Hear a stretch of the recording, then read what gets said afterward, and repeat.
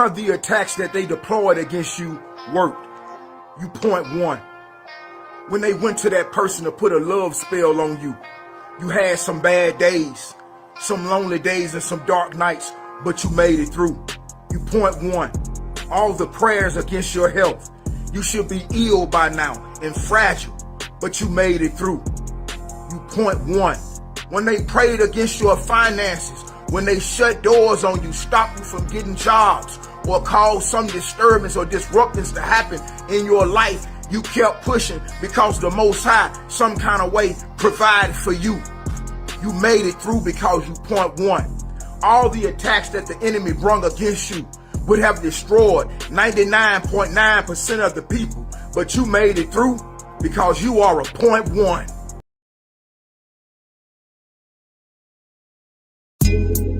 Coffee time with Berserker and Uncle Buster. Doors open. Good to see you.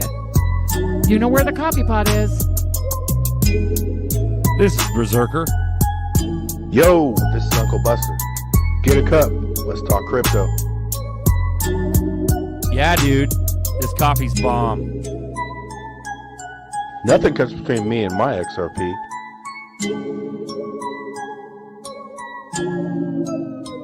All in.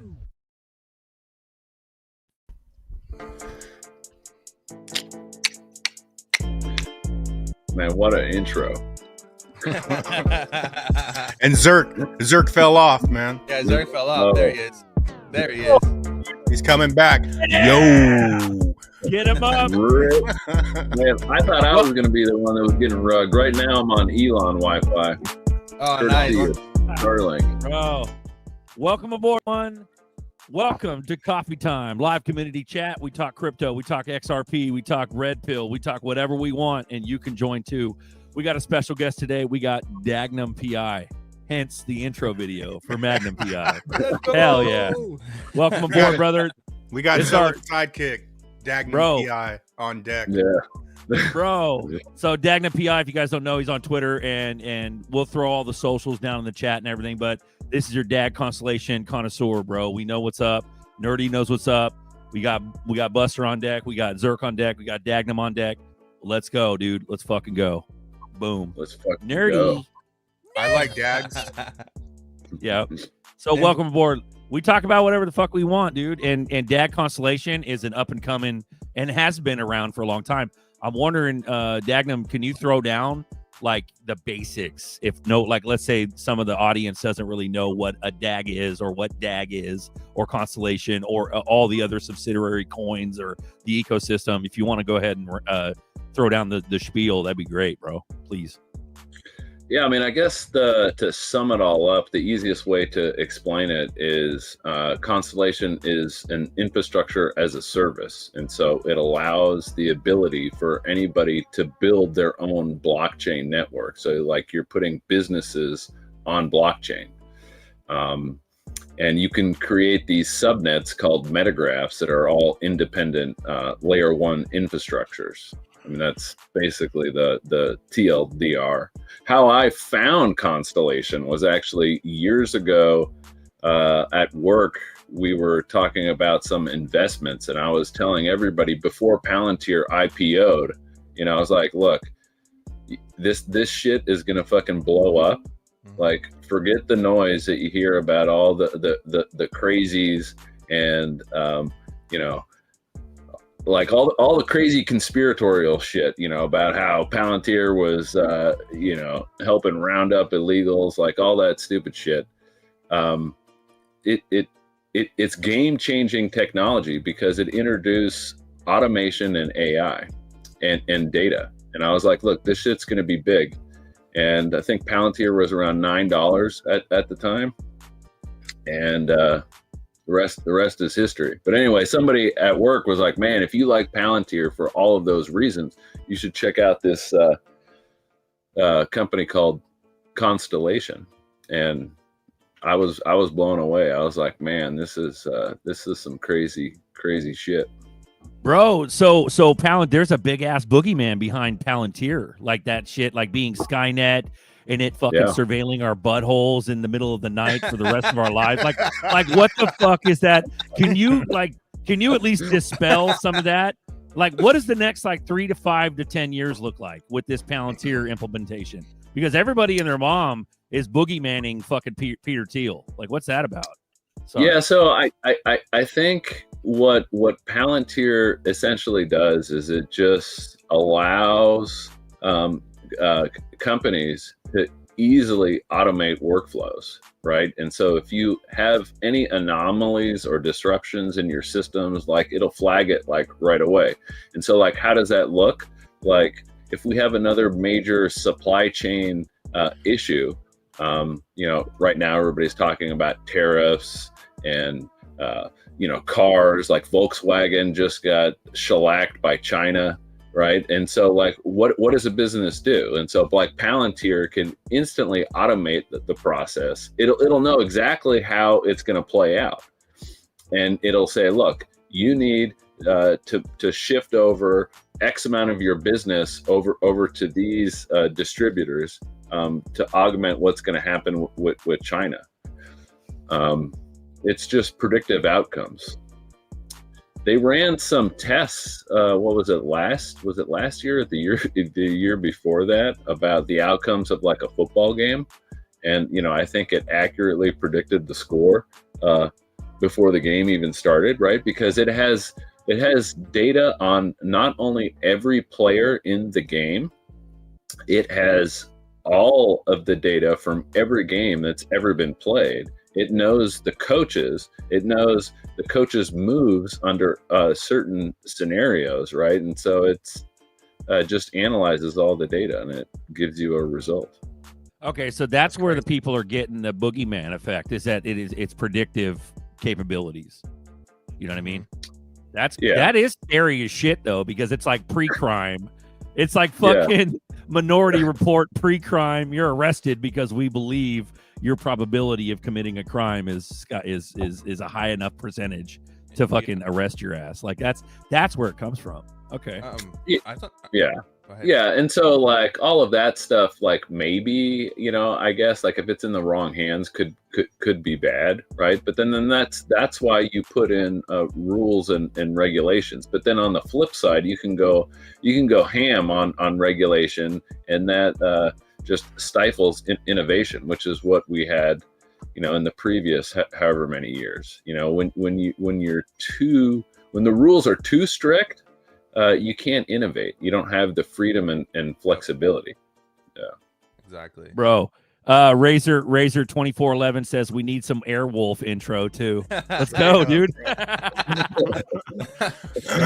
I just want to highlight something. So I've been reading this book about algorithms, and it explains about different models and stuff like that. What Palantir does and how they work is, and how their model works, basically, it's it's a neural network, right? And a neural network learns from itself. So you have these things called neurons. Neurons have these things called weights. And how it works is basically so people have to understand that AI, just language model, machine learning, or neural networks of different kinds, they don't know anything. They go purely based off data.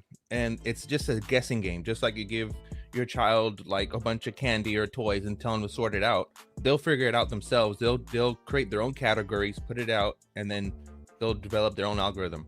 It's kind of the same thing with machines. Machines don't really know anything, right? Computers are technically stupid, but what it does need is a bunch of data. The more data that you have, the better the model gets. And depending on what so there's this things with algorithms that's called stacking. What stacking is that you can get different kinds of algorithms, stack them together, and create this whole model where it's it can be human-like intelligence, but what it is just, it's math at the end of the day. They've taken all these different categories, created these weights, created a mechanism where machines know this is right, this is like Boolean, exactly, this is right, this is wrong. And then with that data, they use it again to retrain it. And this is why you're a product of Google. Anything that Google that you use, it's technically free, but they're just data harvesting you, training their models, so their models become more predictive.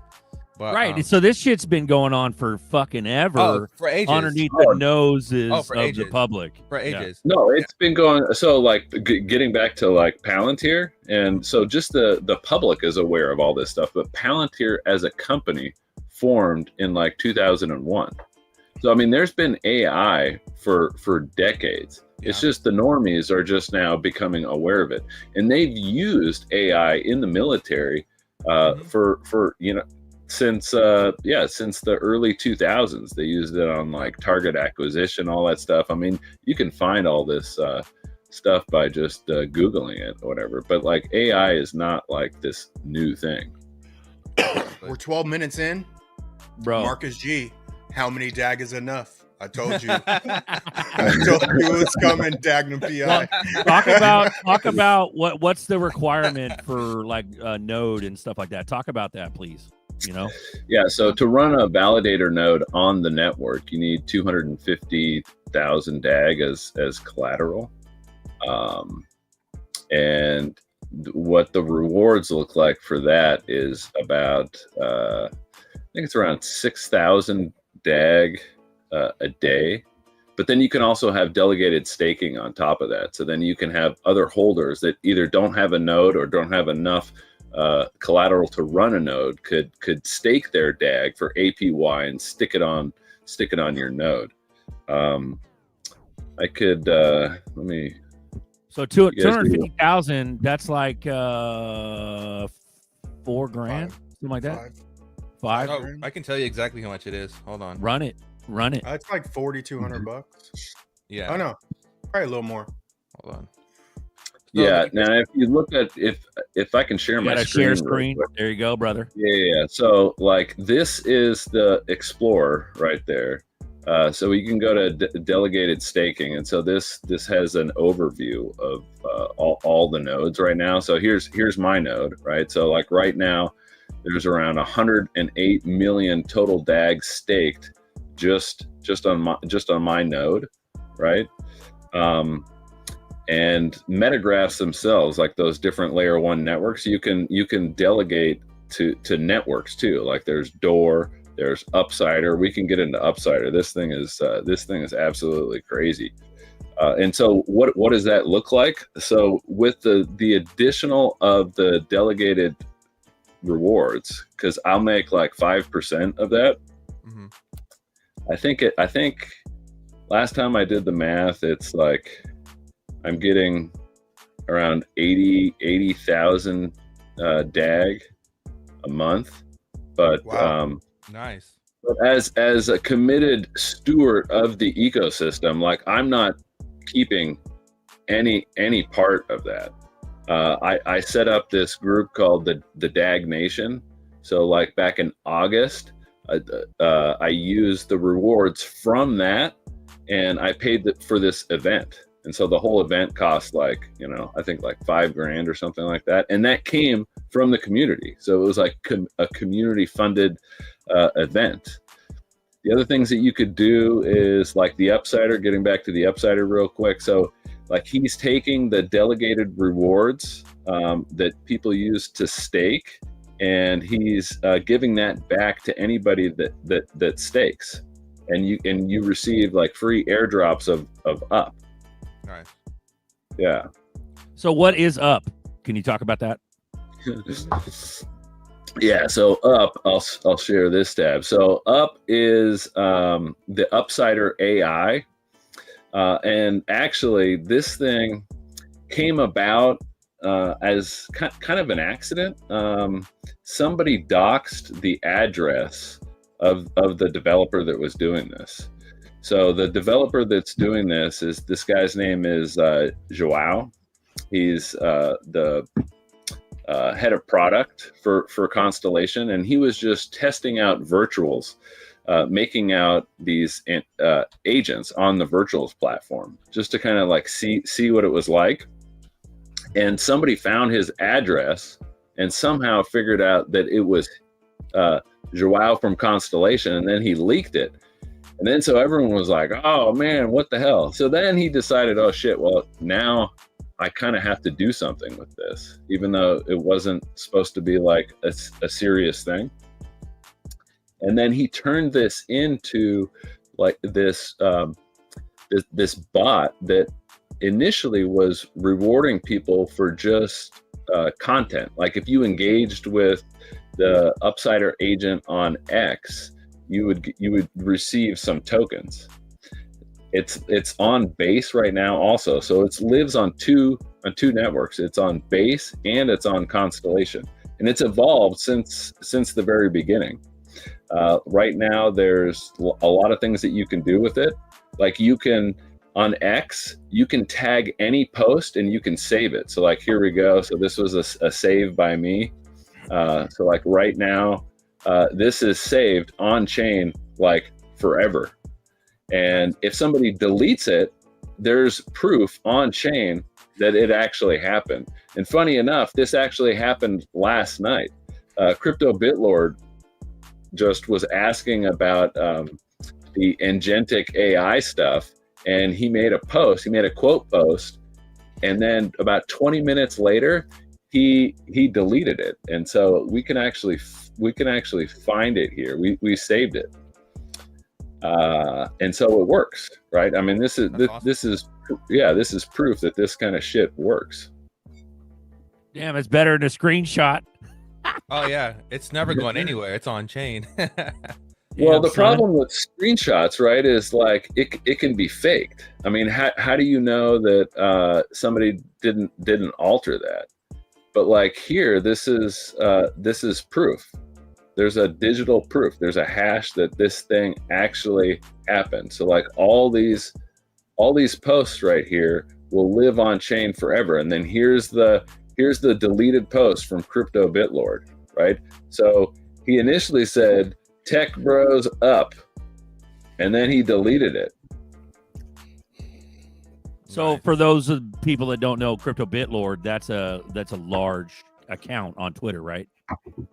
Yeah, he's a massive account. So we can switch here, and he's shilling up, and then he deleted it. So like that fucking says some shit right there. Okay.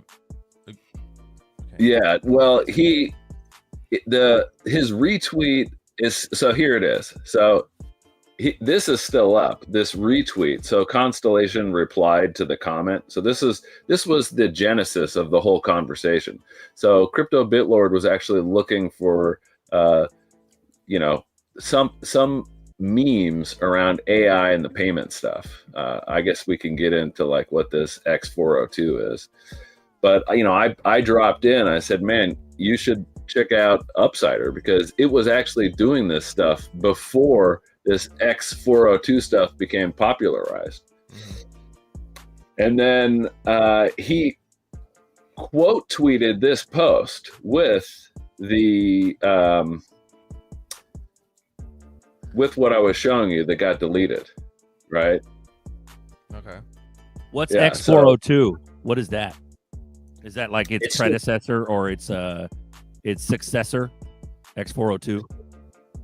Yeah, it's just an automated payment rails for AI. So it will allow people to make payments with AI systems. Okay, so right? Up is a ticker, right? It's a coin. Is that available on Constellation Network, or what is that? Yeah, exactly. Yeah, it's available on Constellation, and it's available on Base, because it lives on two different chains, right? So we can share this. So here is the Constellation version of the token. Here's Up. The ticker is Up. Right now, it's doing pretty good. There's this is the total volume on just the Constellation side. But then if you go over, we can go to share this tab instead. We'll go to Up. So that's a double zeros token. So double zeros, deep red. Yeah. The Upsider Yeah. AI. So here's the base version, right? And it has the contract address here. So it lives in two different networks. But if you bring you can bring your base tokens over through the bridge. There's a bridge that'll swap, or not really. Yeah, it'll bridge over the base version of the Up token to the constellation L0 portion. So then essentially it's the same token though, right? It is. Yeah. It is the same token. Yeah. It's a mirror. It's a 1-to-1. Yeah. Okay, so somebody with like a cold wallet like Decent, that where Nerdy, if you guys didn't know, Nerdy is the main man who made Homeboy in Korea throw DAG on the Decent wallet. So Nerdy is solely Nerdy's solely responsible for that. He's the one that made him put DAG on it. We had an interview with him months ago On Extra Bullish on Baggy's channel. The Decent XRP bags. Yeah. So my what I'm saying is you could throw Constellation on your Decent, and as soon as you have that chain on Decent with that native asset, you could essentially throw the up token underneath that on Decent, right? Maybe. Yeah. You'd have to try it out. Okay. No. It lives. Yeah, you can put up on Decent. You can have both versions of it on Decent. Okay. That's exactly. That'd be the easiest way. As far as I'm concerned, fuck base. I'd rather have the native chain. All right, real quick. So, Decent Wallet is the only hardware wallet in existence today that supports Constellation Network.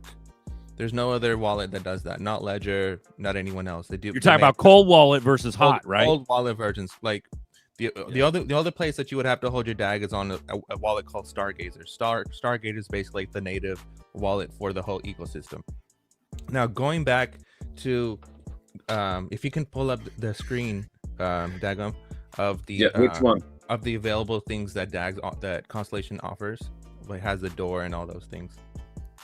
The first screen. Okay, hold on. Yeah. Let me go back to share screen. There's something very important that we should talk about Constellation. So when you have, as we move into this machine economy era, and we have a bunch of okay, stop it. I really want to talk about what really got me attracted to Constellation Network is the door module. So what the door module does is you can literally have it's like a sensor that you can have on your business or at your home or whatever, and it counts how many people have come in and come out, and it records that data and it pays you for it. So so the great thing about Constellation Network, as we have these models, accumulating data to make their own models better and predictive, Dora, for example, literally pays you for that, which is amazing. So it's like an incentive. So right now, when you try to use ChatGPT or Perplexity or anything, you have to pay for a subscription service.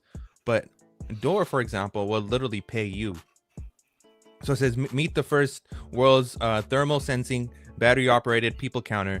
Grow your retail business by understanding your in-store traffic, peak hours, conversion rates, and marketing effectiveness. So basically, you can use this to check the traffic of your business and have that kind of data, because you usually don't have that kind of data. You would have to, you have your surveillance system that watches people come in and out, but you don't really have real data.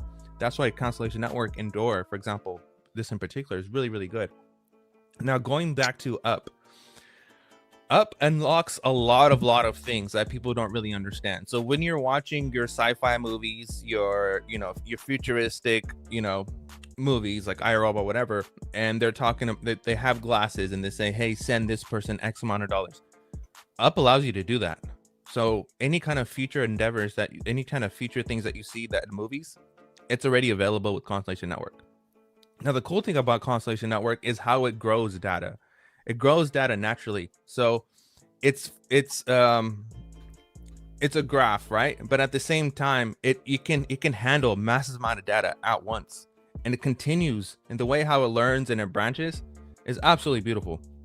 And this is why, Dag, I want you to highlight this and talk about this part, is why our military uses Constellation Network and has partnership with Constellation Network.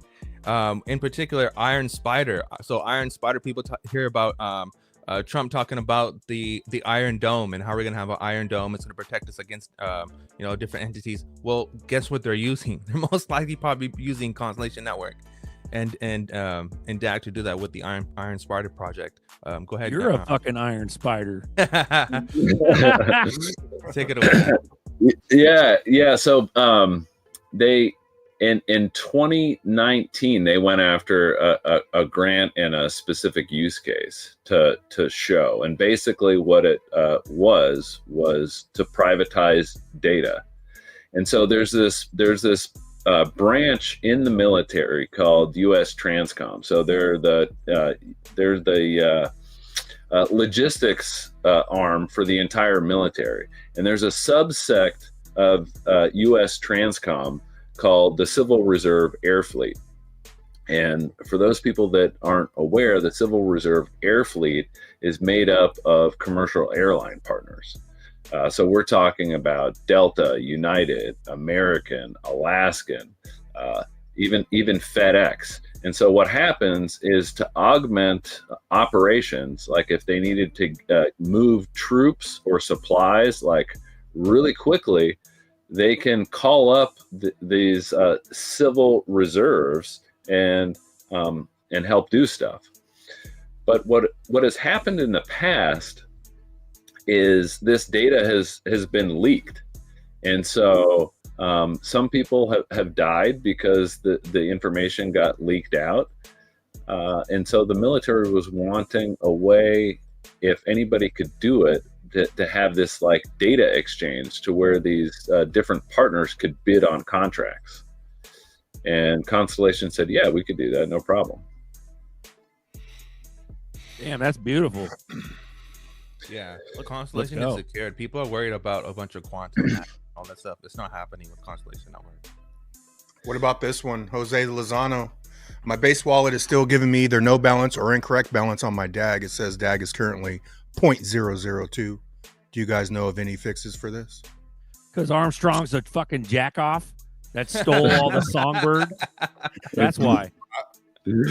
Yeah, make sure you have the correct contract address. They just moved over to a different wallet for the base stuff.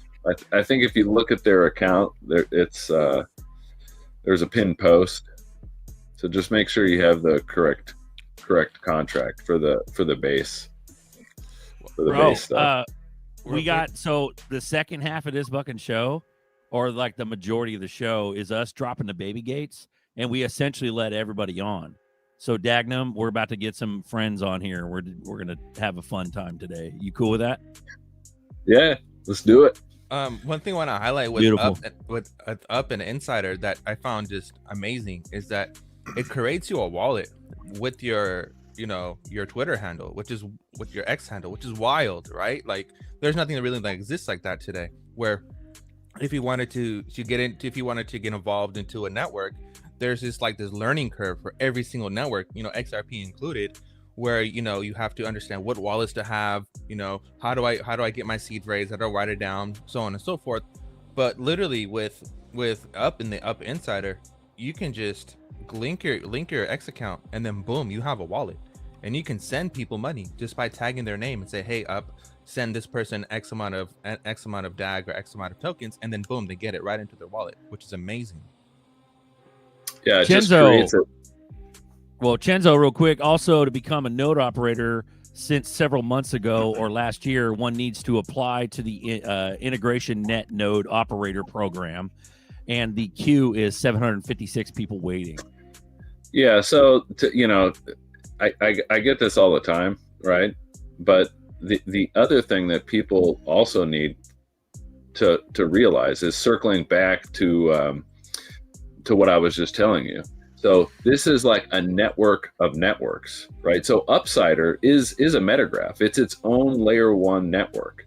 It's an AI. I think it's the only AI, to my knowledge, that has its own layer 1 infrastructure, right? And he's going to open up nodes for just that network. So you'll be able to run a node on the Upsider. And you've got this screen here. So this is coming up here pretty soon, these premium features. But going back to what he was talking about, yeah, so these are wallet addresses. So anytime you tag somebody and you send them Up tokens or DAG tokens, if they don't already have an address, it creates an address for you. And here I'll open up my account. So this is essentially like what it looks like, right? So it creates this wallet address, and then here's the wallet balances. So like on this, it's basically like a tip thing. So it's not, you wouldn't want to store your entire crypto fortune on this thing. It's more so for fun, right? It's a tipping agent. We got Chenzo on deck. Welcome aboard, sir. What's up? What's up, guys? Yeah, I'm really interested in this chat because I got into DAG while Nerdy was on vacay, and I moved forward I tried to become a node. And so I joined the Discord group, and then I got into the queue ultimately on Lattice, I think it's called. Yeah. Lattice, and I'm like number 700 and something out of 756 people waiting to become a node. So I'm kind of wondering when the floodgate, or when they're going to allow more node operators.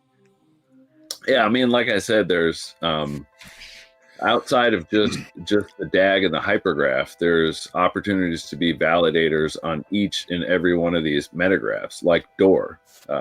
We were talking about Door earlier. So you can run a node on Door if you have the collateral. And so, like, getting back to like what I was talking about, the delegated rewards and like what you could do. So with those delegated rewards that I've been getting, it gave me the idea to use those funds to scoop up, like, while everything was at rock bottom prices, I was like, well, fuck, dude, I have enough here that I can actually get Door collateral and then run a node. So then I'll have a DAG node, give the income from that back to the community, but then also I've got enough that I can get a Door node, and then I can collect the rewards for the Door node. And what's funny is because there's less people validating on the Door infrastructure, your rewards are actually higher running a Door node than a DAG node currently. Nice. Damn. That's very interesting. We got Bijan Bain on deck. What's up, Bijan? Welcome aboard. What's good? Sean Bain, what up? Chilling. Yeah. Dagnum PI, you're a big dick on Twitter, dude. Yeah. Go add Yeah, Dagnum _PI. You got Uncle Buster's following you, sir. Yep. So even though there's a waiting list, what's the process? Do you have to be a computer genius just to set up a node, or is it pretty easy? Because I'm definitely interested. Yeah, so that's I can let me go to the GitHub while we're talking. So this is actually something that that is being worked on, like making it a lot easier to streamline. Here we can share this tab instead. So here, this is the GitHub repo for Constellation Network. And I don't think anybody has pointed this out, even though this is publicly available. Anybody could have looked at this and pointed this out, and I'm surprised nobody actually looked here. But here, this node pilot. So this came up about maybe a month ago, and so they're essentially trying to make the process of setting up and running a node like way easier, like just like a 1 or 2 click deployment essentially. Nice. That's awesome. Yeah. Fuck yeah. I want to go back to And then what's the sorry benefits of somebody staking through your node? Like what would they get if they attach on your node and stake? Okay. Yeah, here I can pull it up. I mean, I don't care. I'll pull up the DAG Nation wallet. Since I've publicly posted about this a lot. Bro, if you can throw that shit in the comments, or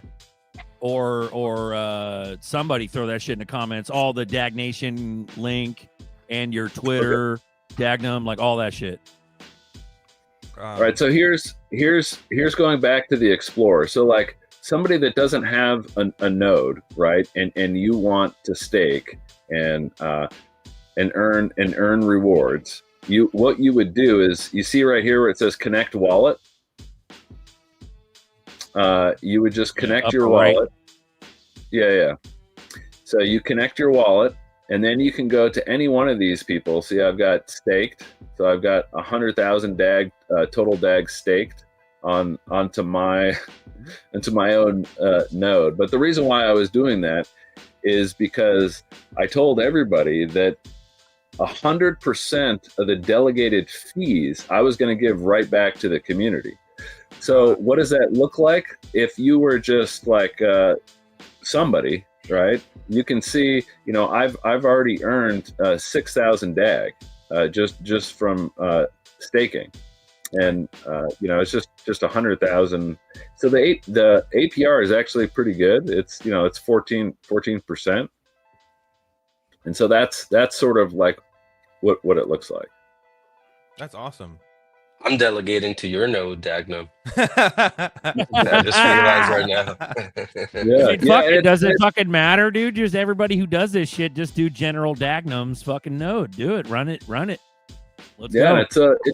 It's a win-win for everybody, right? Because like you're earning stuff, and then the like I said, the funds that I'm getting, I'm just giving right back to the community. In August, like I said, we had that big event in Denver. I think it was like $5,000 or something like that it cost, but it was all community funded, which is pretty dope, right? Denver, was that big ass like flaming satanic blue horse at that event or what?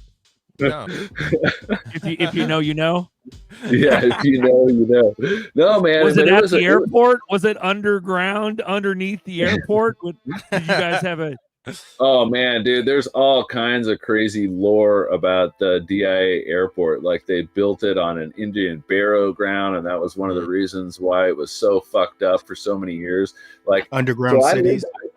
Yeah, so I lived in Denver. I was going to college at the time when they were doing the construction, and I remember when they first opened up. So the automated bag system that they had was just like eating up people's bags, right? It was crazy. The whole thing was sort of fucked up right from the beginning. There was a contractor who duped the city out of like, I don't even know how many bazillions of dollars, because he spec'd in for X amount of concrete, and instead of pouring that amount, he like halved it, and so he pocketed the rest, right? So instead of making the runway like whatever was supposed to be like 10 feet thick, he made it 5 feet thick.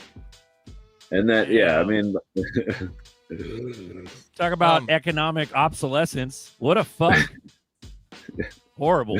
Right. Real quick, I just want to highlight something before, because I want to talk about PacketSwap too, because Pack is massive as well. Bro, they were asking about that in the chat. Yeah, dude. with Crypto G, shout out, was asking. Oh, nice. Shit, OG was. DTLT's in the house. Nice. So with hop on, motherfuckers. We're like 30-40 minutes in. You've had several links. Jump on. Let's go. So with one thing that's really cool about the Insider, I know we keep talking about it, but imagine having, like, we're talking about this yesterday. Imagine having your, like, I know Samsung does it. So you have your Samsung glasses, your wearables, okay? You're wearing your wearables and you're saying, hey, Bixby, use Up AI to send X amount of person X dollars, right? Boom, it's done instantly. Think about the applications for that. That's massive. That's absolutely massive. Now, going into Paka and PacketSwap and the Packet Dex and all that, can you elaborate more about that and how to use it, how to stake your stuff, and how to swap tokens and all those things? Can you talk more about the platform? Yeah, so if you go back to my screen, I've got PacketSwap open. So PacketSwap is the native DEX on Constellation Network. And so it'll allow you to essentially swap between different networks. Now, what's going on here, I don't think a lot of people actually appreciate here. So here's all the current tokens that are live. You've got Swap, which is the DEX, right? But the DEX itself is its own layer one infrastructure. It's its own chain, right? It's a completely separate chain. It's a completely separate network than up or DAG or door door. And so you're having true cross-chain swaps, right? So you're having two completely different crypto networks swapping value within each other. And this opens the door actually to like crazy possibilities. You can have AI like trading with different AIs. Like that's where we're going with all this. When people don't, I don't think people know or they don't know, is that Constellation Network and Quant Network were actually working together. Now, the cool thing about these two networks is exactly what Dagama highlighted, is that on Constellation Network, it's a layer 0. So each and every one of these are its own separate chain. And then you combine that with Quant's network, which is basically an oracle, and combines a bunch of different chains together. So you basically have this whole back-end system of interoperability between chains, networks, and layer ones. Think about that. That's massive. That's massive. And all go ahead. Each and every one of these. So these are all the metagraphs or all the different layer one networks that are on right now. And it does open up like a lot of possibilities. Getting back to like the IoT stuff, like one thing that people have completely slept on is Toughbook, right? Yep. So Panasonic has a layer one blockchain running on Constellation's network. And let me bro, Panasonic literally makes all fucking batteries on Earth. Right. And so right. And so what they're doing honestly with this is this layer one infrastructure is actually part of Panasonic's Cirrus platform, their cloud mobility infrastructure. And what does that look like? Like right now, these are all the people, these are all the stakeholders that are on it right now. And as part of the first initial part of this, what Panasonic is doing with Constellation is they're validating data from firefighters, police cars, and ambulances. And so there's these Toughbooks that are in each and every one of those, and it's validating in real time data from these devices, right? And so like why would you do that? Well, like one particular use case that you could think of is it cuts litigation costs, right? So whenever somebody calls 911, it triggers an event from public safety, right? So whenever anybody calls 911, the ambulance department gets involved, the police department gets involved, and the fire department gets involved. And then you run lights and sirens to the event. And what happens sometimes is even though they're legally in the right of way to go across an intersection that's maybe a red light, because what are you supposed to do when you hear lights and sirens? You're supposed to pull over and stop. But a lot of times people don't. And so they'll get involved in accidents. Mm-hmm. And then just think about how much money that ties up in legal liability stuff, right? So it's like, oh wow, I just got T-boned by the San Francisco fire department. Like I'm going to be a millionaire. But then what ends up happening is after months and months and months of going through all this stuff, they figure it out, oh, you actually never pulled over. But now with digital evidence, you have immutable proof like right away, because they're recording the entire process. So the moment that somebody called 911, let's just say it was like at 11 o'clock, there's a timestamp of that. Then this thing can track the movement of the device the entire time. So it's taking timestamps, putting it on blockchain the entire way. So you have geolocation every step of the way. Here's where the fire truck was at 11:01. Here's where it was at 11:05. And then when the accident happened at 11:11, right? we have immutable proof that the lights and sirens and all that stuff were on. Bro, what happened at 11:11 was fucking coffee time. That's what happened. Sorry. Right up. Yeah, keep going, because this is yeah. And so this is what it looks like. So this is their cloud infrastructure, and it has all these like connected devices, right? And so you're recording data from all of this stuff. What if the other car what if the other car that claimed they got T-boned by the fire engine was like a hoopty with a carburetor and it wasn't trackable? What's that about? Is it satellite tracked, or what are we looking at here, bro? Can we put this in a time machine? They know where the fire engine is, but they don't know where that fucking hoopty is. But they know the precise moment of impact, right? So the accident happened at this precise location at this precise time, right?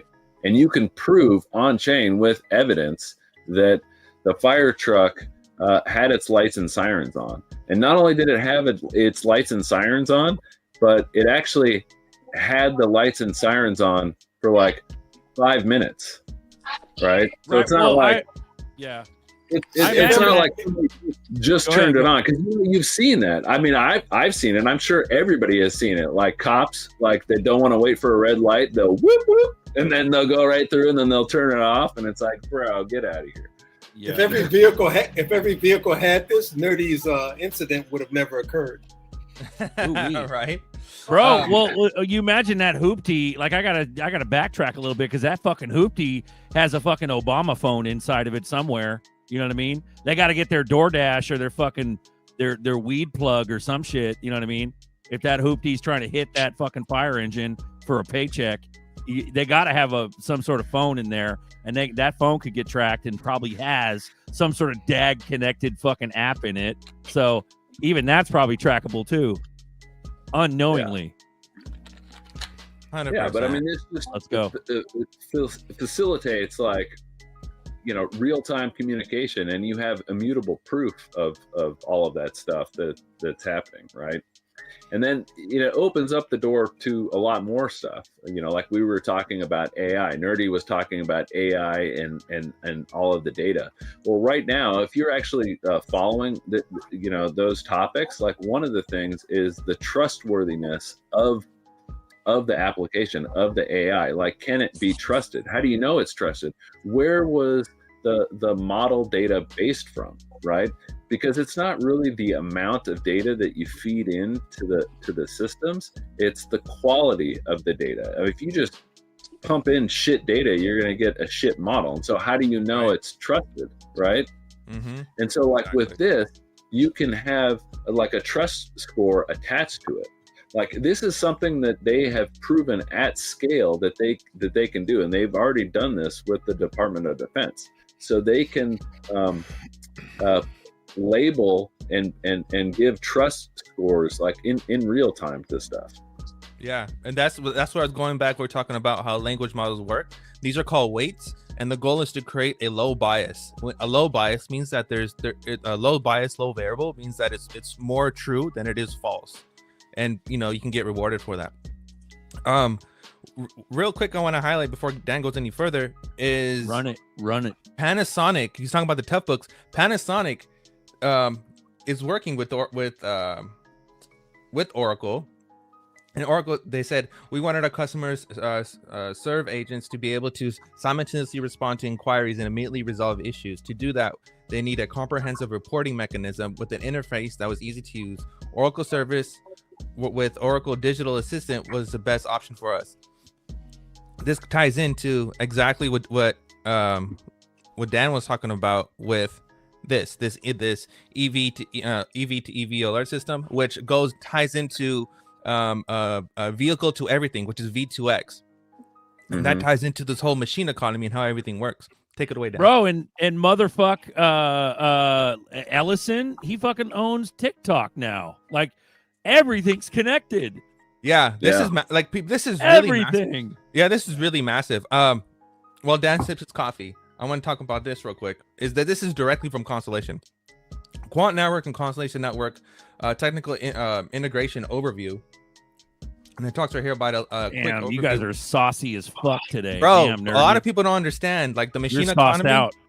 It's wild. So it says the quant network and constellation network integration will enable companies to build cross-platform, interoperable big agents, Internet of Things, and AI production, sandbox test environment and test environments. This integration will be powered by Constellation Networks, Hypergraph, and Quant's Overledger interoperability capabilities with 11 permissioned and permissionless blockchains, networks, and protocols. The interconnectivity of the two technologies power possibilities of opening large data sets by Hypergraph to access new users, clients, and networks through Overledger. To begin, Constellation will create a hylomorphism and recursive geometric reference to data and interconnect them with any blockchain through Overledger network. So Overledger is the oracle, and then Constellation Network is the layer 1. But nerdy, which one's the one? Which coin is gonna win the Both. most? All of them. All of these are gonna work. Dude, They're all gonna work together. Yeah.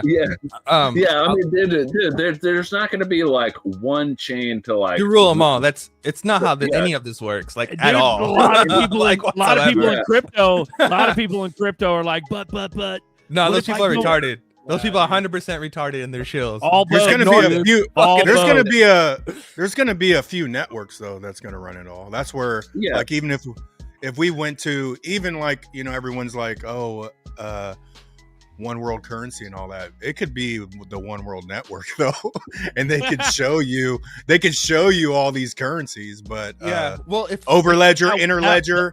How many Yeah, other but ledgers are going to be up there with Overledger and Interledger? they're Yeah, all but that working that with each other. network, that You're fucking talking one about, world like, network, true- that one world network is like 5 all smushed together. You know what I mean? Like yeah, that's but there's not going to be like one network that's going to do everything, because there's a specialized use cases, right? Like we were just Exactly. talking about like the vehicle to vehicle stuff, right? So like with something like that, like secure data transmission, the ability to ingest data from any API source, right? Mm-hmm. Not every network is capable of doing that, right? And that was actually one of the ways that these guys won the contract with the Department of Defense, because one of the requirements was it had to work with existing systems. So the Department of now the Department of War, right? They have Department all of of these War. yeah, so they have all these like old antiquated systems that work, right? I mean, they just fucking work, and they're not going to upgrade to some new shit that who knows if it works or not, right? And so it has to work with existing systems. And so not every blockchain network is set up that way, right? But if you were going to do something else, like let's just say like a payment system, right? Well, then maybe XRP is better for that, right? Because that's a specialized, that's a specialized network that handles like some sort of like niche, specific use case. Exactly. Bishop, you might be on Nerdy's YouTube. Yeah, come on to Busters for the thing, but I'll give you a wrench on mine. Dagnum, a lot of people don't see because even we've discussed it on the show, like everything being built is going to solve all the problems that exist, right? Right. So even if people even if they're not in this initial phase, they're not done, because a whole realm's going to spin off of what they're building right now. Exactly. There's so much crazy shit going on right now. It's like people aren't even paying attention, or how all of this stuff is going to factor in, right? Like the machine to machine communications, the automations, right? So if you're looking on X, I mean, maybe it's just my feed, right? So like everyone's talking about Apple and possibility of working with Starlink and the satellites and all that stuff. And so that's going to open up the door to like more connected mobility stuff. Like space itself is such a massive opportunity right now. So getting back to the Department of War, they actually shifted. So this is all stuff that I've been following like forever. So there is more money now being spent in space to like secure space assets than like people are actually really aware of. And blockchain is absolutely going to be part of that. Bro, what if there's a firmament? What if space is fake and gay? What about that, bro? Like, is it all but like one big ass slush fund like NASA or what? Like, what are we looking at here, bro? Can you even get up there? Like, come on. To highlight Starlink. So Starlink is working directly right now with T-Mobile, and on my iPhone, because I have T-Mobile service, I have options for using satellite. So if I run out of connectivity, if I go into a dead zone and I want to send a text message, which is emergency, whatever, it will literally connect to Starlink to make sure that that's possible. Yeah, and so getting into that stuff, so I'm always looking for like opportunities and following like emerging markets. So like when Starlink was first starting to be a thing, I was already looking for alternatives. And so one of the alternatives that I invested in is this company called AST Space Mobile. Oh, I love them. I love them. Yeah. Yes. Yeah. So I actually invested in AST Space Mobile when they were a SPAC. I don't know if you guys know how all of that stuff worked out, but I was like, look, man, fucking dude, the chat, they're fucking retarded sometimes. So just talk to them like they're 3.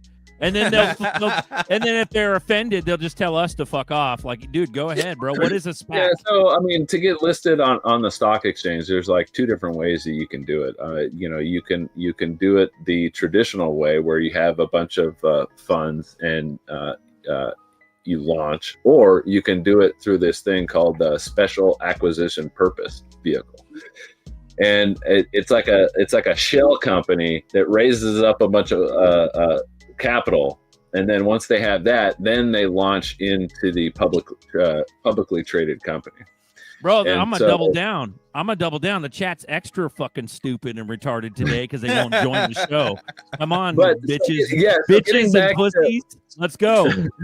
So AST Space Mobile, what's great about them versus Starlink is they're in a lower geosynchronous orbit than Starlink is. And so actually right now, today, AST Space Mobile is the only satellite provider that can do direct to cell phone like 5G connection to any existing smartphone. No upgrades or anything. And so like with Starlink and T-Mobile and all that stuff, it's just text messages. Yeah. But with AST Space Mobile, we're talking like if I was on AST Space Mobile, I could be doing this live stream with you guys from them, which is nuts. I think that they announced a partnership with either, I think it was T-Mobile, with AT&T or Verizon. I can't remember which one with carrier, but they do have a carrier collaboration thing going on. Real quick, going back to the article, there's one real thing I want to highlight is it says right here, through blockchain overlay network, allowing any existing blockchain data to be referenced as a client to begin to scale out use cases. They would develop customized state channels while leveraging constellation consensus and serve as a proof of a reputable observation probe, which easily integrates into existing data management stacks. The new Constellation connector on Overledger will allow companies and the ability to truly safeguard their real-world data and initiatives like IoT, where billions of sensors create, transferring and making real-time decisions based on data. And that goes back into what someone highlighted about Mobi. Mobi is another big one. Mobi is basically like, so there was that Netflix movie about how Teslas were crashing into each other, and the movie that Obama made. Well, with Mobi, that literally wouldn't be even be possible. Every single unit, every single device, because that's what Teslas are, their device, would be safeguarded. So you wouldn't have to worry about someone infiltrating our networks, like us being hacked by China or some other foreign entity trying to get into us and crashing your car on a remote level. That wouldn't even be. Bro, didn't they connect like vacuum cleaners and fucking like thermostats to the Chinese servers? Like, is that going to be like eliminated or eradicated? America versus China. Well, that's on a company basis. The proof of reputable observation comes in, right? So something with like a low trust score, you wouldn't even allow it on the network, right? I mean, and you could actually even potentially geofence stuff, right? Like how that would work out. Like, so one of the use cases that hasn't really been implemented on a wide scale is voting, right? There's so much voter fraud and voting issues, but if you did it on blockchain, you could eliminate that immediately, right? And you 100%. could prove without a shadow of a doubt that this person can vote, right? Because they've already with zero knowledge proofs. I mean, there's so many ways that you can prove who you are without actually like giving your identity, right? I'm not going to go into the whole rabbit hole there, but you know, essentially you can prove who is eligible to vote in even like a local election or like a national election. But no kings. But vote yes on 50. But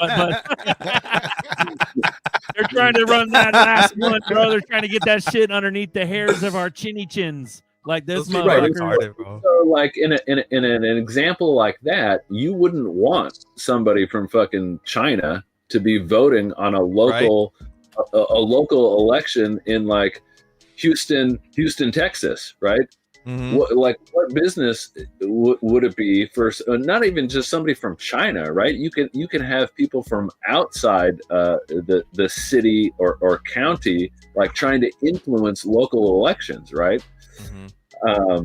And so using a system like this, you could totally eliminate that, and you can have with the wrench. A true trusted vote, right? So you have immutable proof that these are the only people that are allowed to participate, and everything would be a fair process.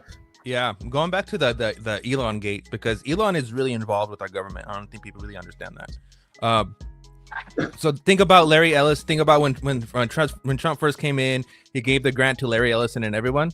This is part of the whole. This is part of the whole shebang. 30 billion. Bro, what's up?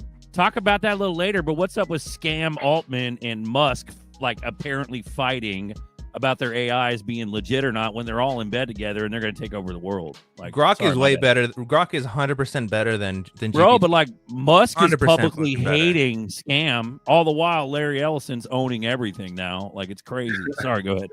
My bad. Grok is like, if you haven't used Grok or paid for a Grok, I mean, if you have a check mark and you're paying for the subscription service, I highly recommend you use Grok. Grok is an absolute beast.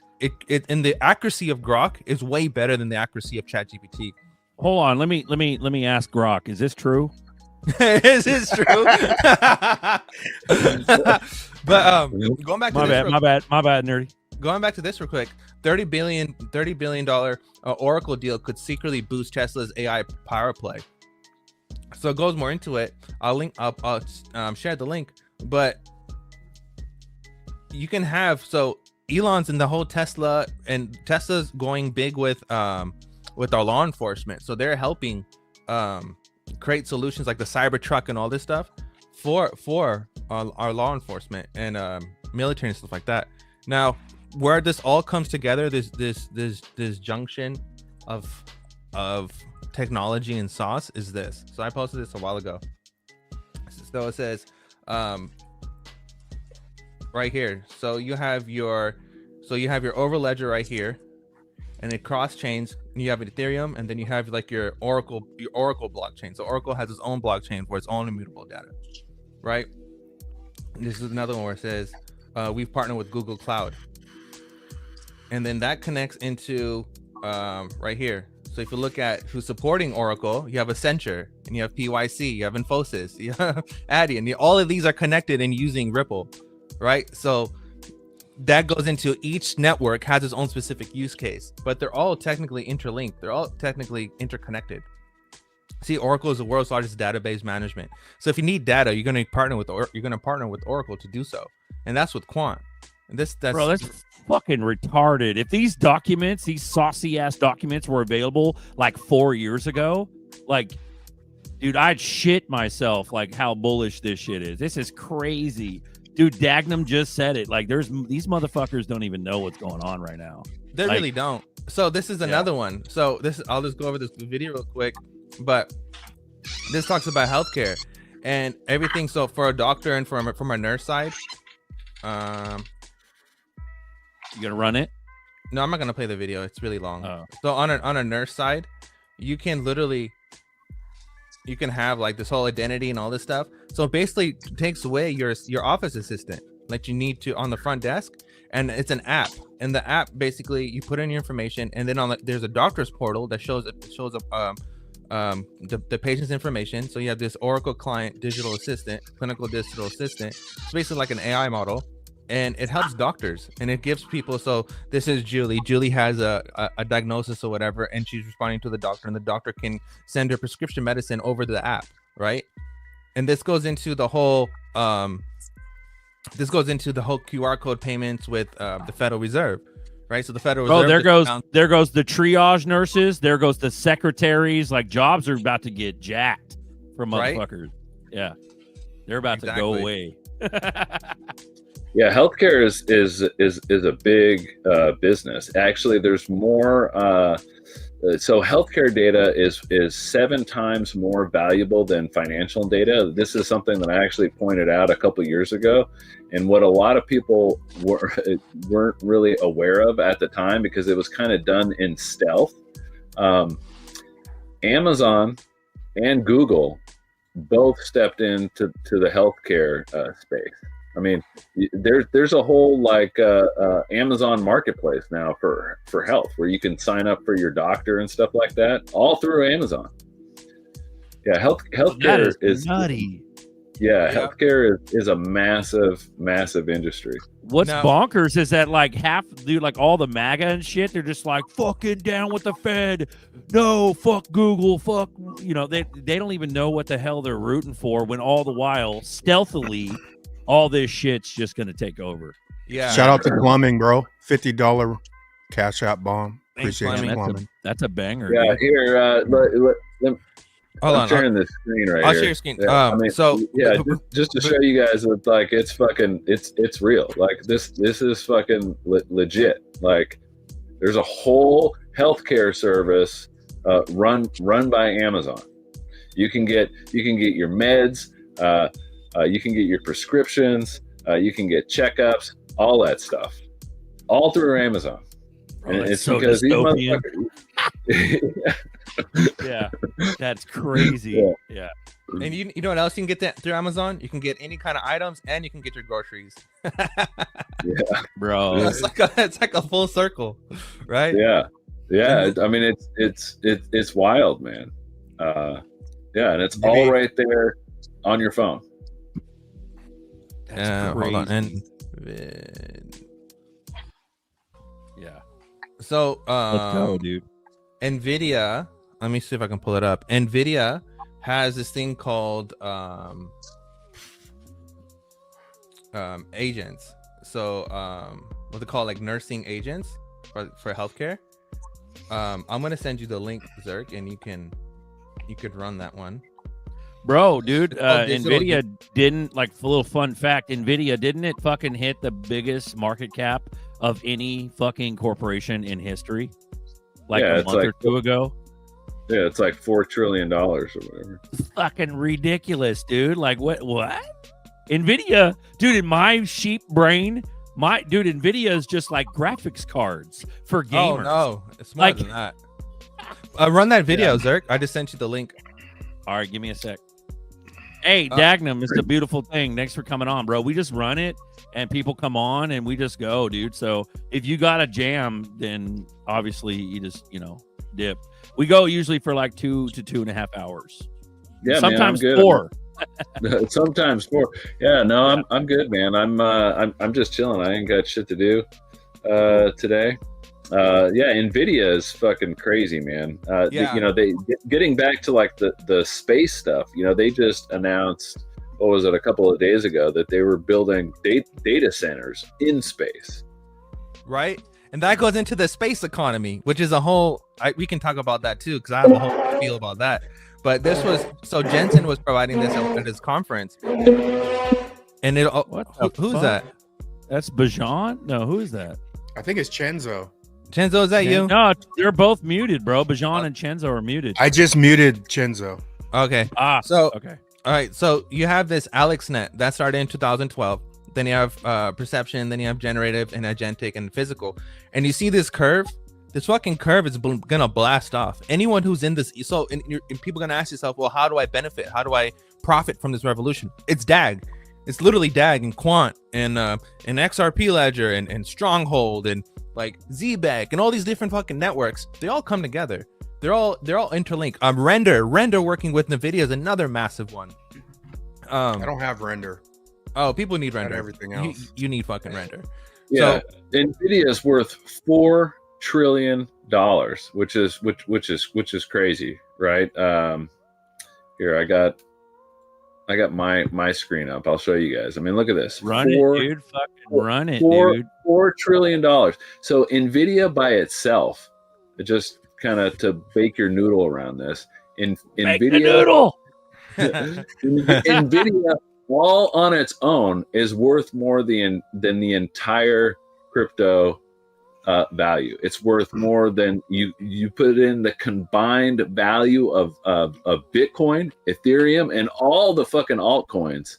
NVIDIA is worth more than that. And dude, that is fucking bonkers, dude. Yeah, it is fucking bonkers. And to get back to like what Nerdy was talking about, the space economy, and on how this actually ties into DAG with actual proofs. So I made up this. I actually re-shared something that I pointed out in May here. About the space economy alone. So just that sliver of the pie, is projected to be $1.8 trillion by 2035, right? And so Constellation actually is already involved in this right now. So I pointed out in May, and how I looped this all in. So Constellation is partnered with this company called Forward Edge AI. They make quantum resistant chips. And there is one of these chips right now in space validating data from satellites with this company Rogue Space Systems. And Rogue Space Systems was one of only 20 companies that was tapped to build up this new satellite infrastructure in space for the Department of Defense. And so remember when I was talking about US Transcom and the Civil Reserve Air Fleet and the military calling up like American Airlines, like, hey man, we need to send over some people yesterday. Can you do it? Yes, we can do it. So essentially they're doing the same thing with space.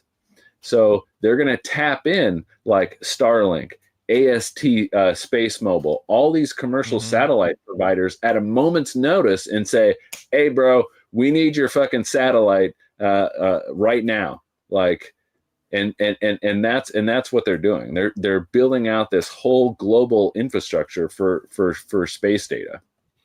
Nova says any price projections on DAG 25-26.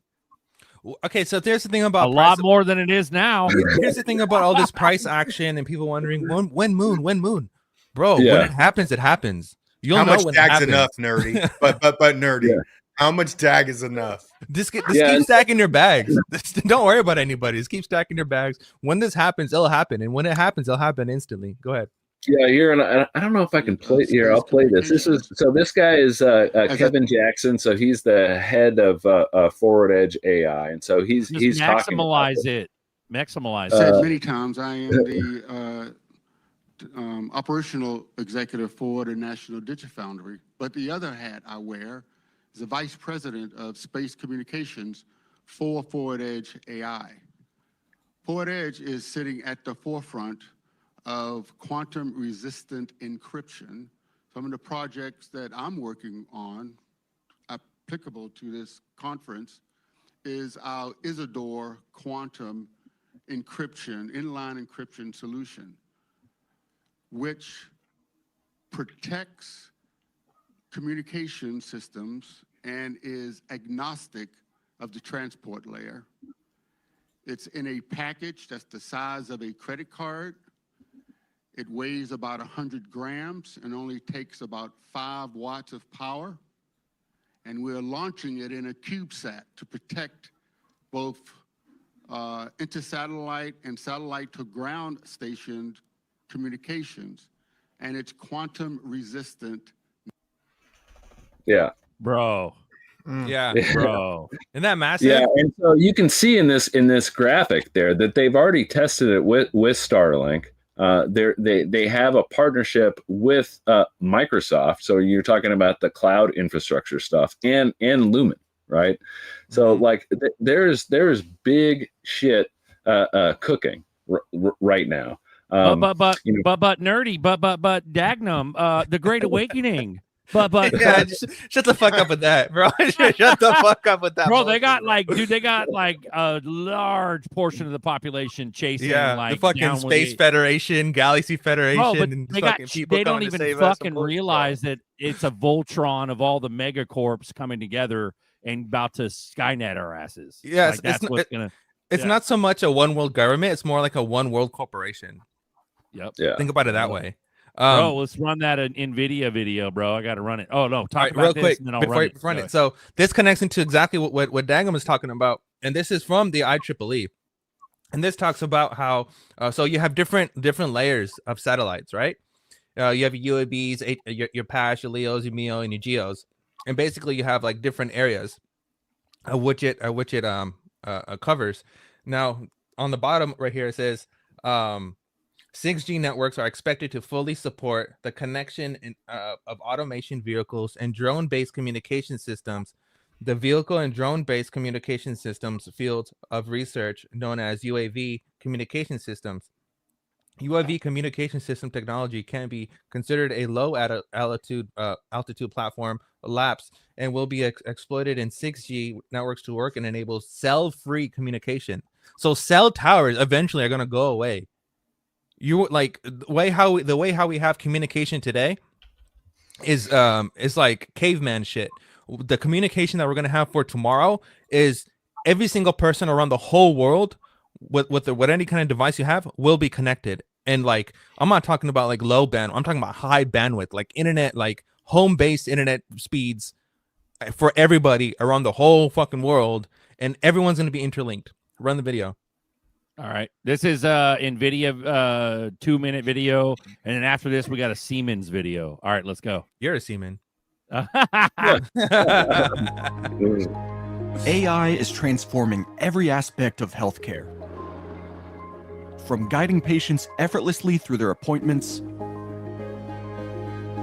to creating more personalized, comfortable experiences. AI is reshaping care, capturing notes in real time so doctors can focus on their patients and giving them the insights they need to provide the best care. AI is helping teams analyze medical images to support faster diagnosis and treatment decisions. It's empowering doctors with superhuman capabilities and lending nurses helping hands. AI is bringing healthcare directly into homes. How are you feeling today? Well, to be honest, work has been a bit hectic, so I've been quite stressed. Connecting care teams and patients more deeply than ever before. And offering healthcare agents that can keep patients on track and doctors informed. Doctor, that I am allergic to penicillin. Is it still okay to take the medications? Definitely. These antibiotics don't contain penicillin, so it's perfectly safe for you to take them. Great, sounds good. Goodbye. And AI is breaking new ground in research, transforming digital health data into insights that improve clinical trials, and allowing researchers to uncover cures for diseases once thought insurmountable, accelerating our path to a healthier future.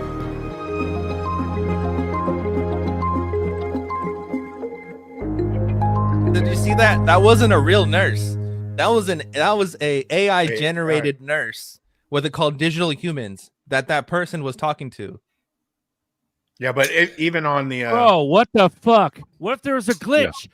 Yeah. It's okay to take. Oh no, wait. You will die from this. Like, dude, what if? Bro. Well, dude, I mean, like, that's where the whole thing about trust that we were talking about comes into play, right? And so I think that there's going to be soon, this AI marketplace and you'll be able to like look at different models, and they'll all have like different trust scores, like a Yelp review or whatever, right? And so the only ones that have like a certain threshold are the ones that are going to be allowed to do like healthcare data and whatnot. But there's zero question that AI has the ability to completely transform and revolutionize healthcare. You know, I'm sure Nerdy is probably seeing this report. So this was announced maybe a couple of months ago. So there was this certain strain of bacterial resistant, I think it was like a streptococcus, and it took the top scientists in the world over 20 years to crack the code to figure out a drug to defeat this bacteria, right? So then they're like, oh, well, shit, let's plug in the exact data that humans had at the time and feed it to AI and see how long it'll take AI to figure out the problem. So remember, it took humans, the top scientists in the world, 20 years to crack the code.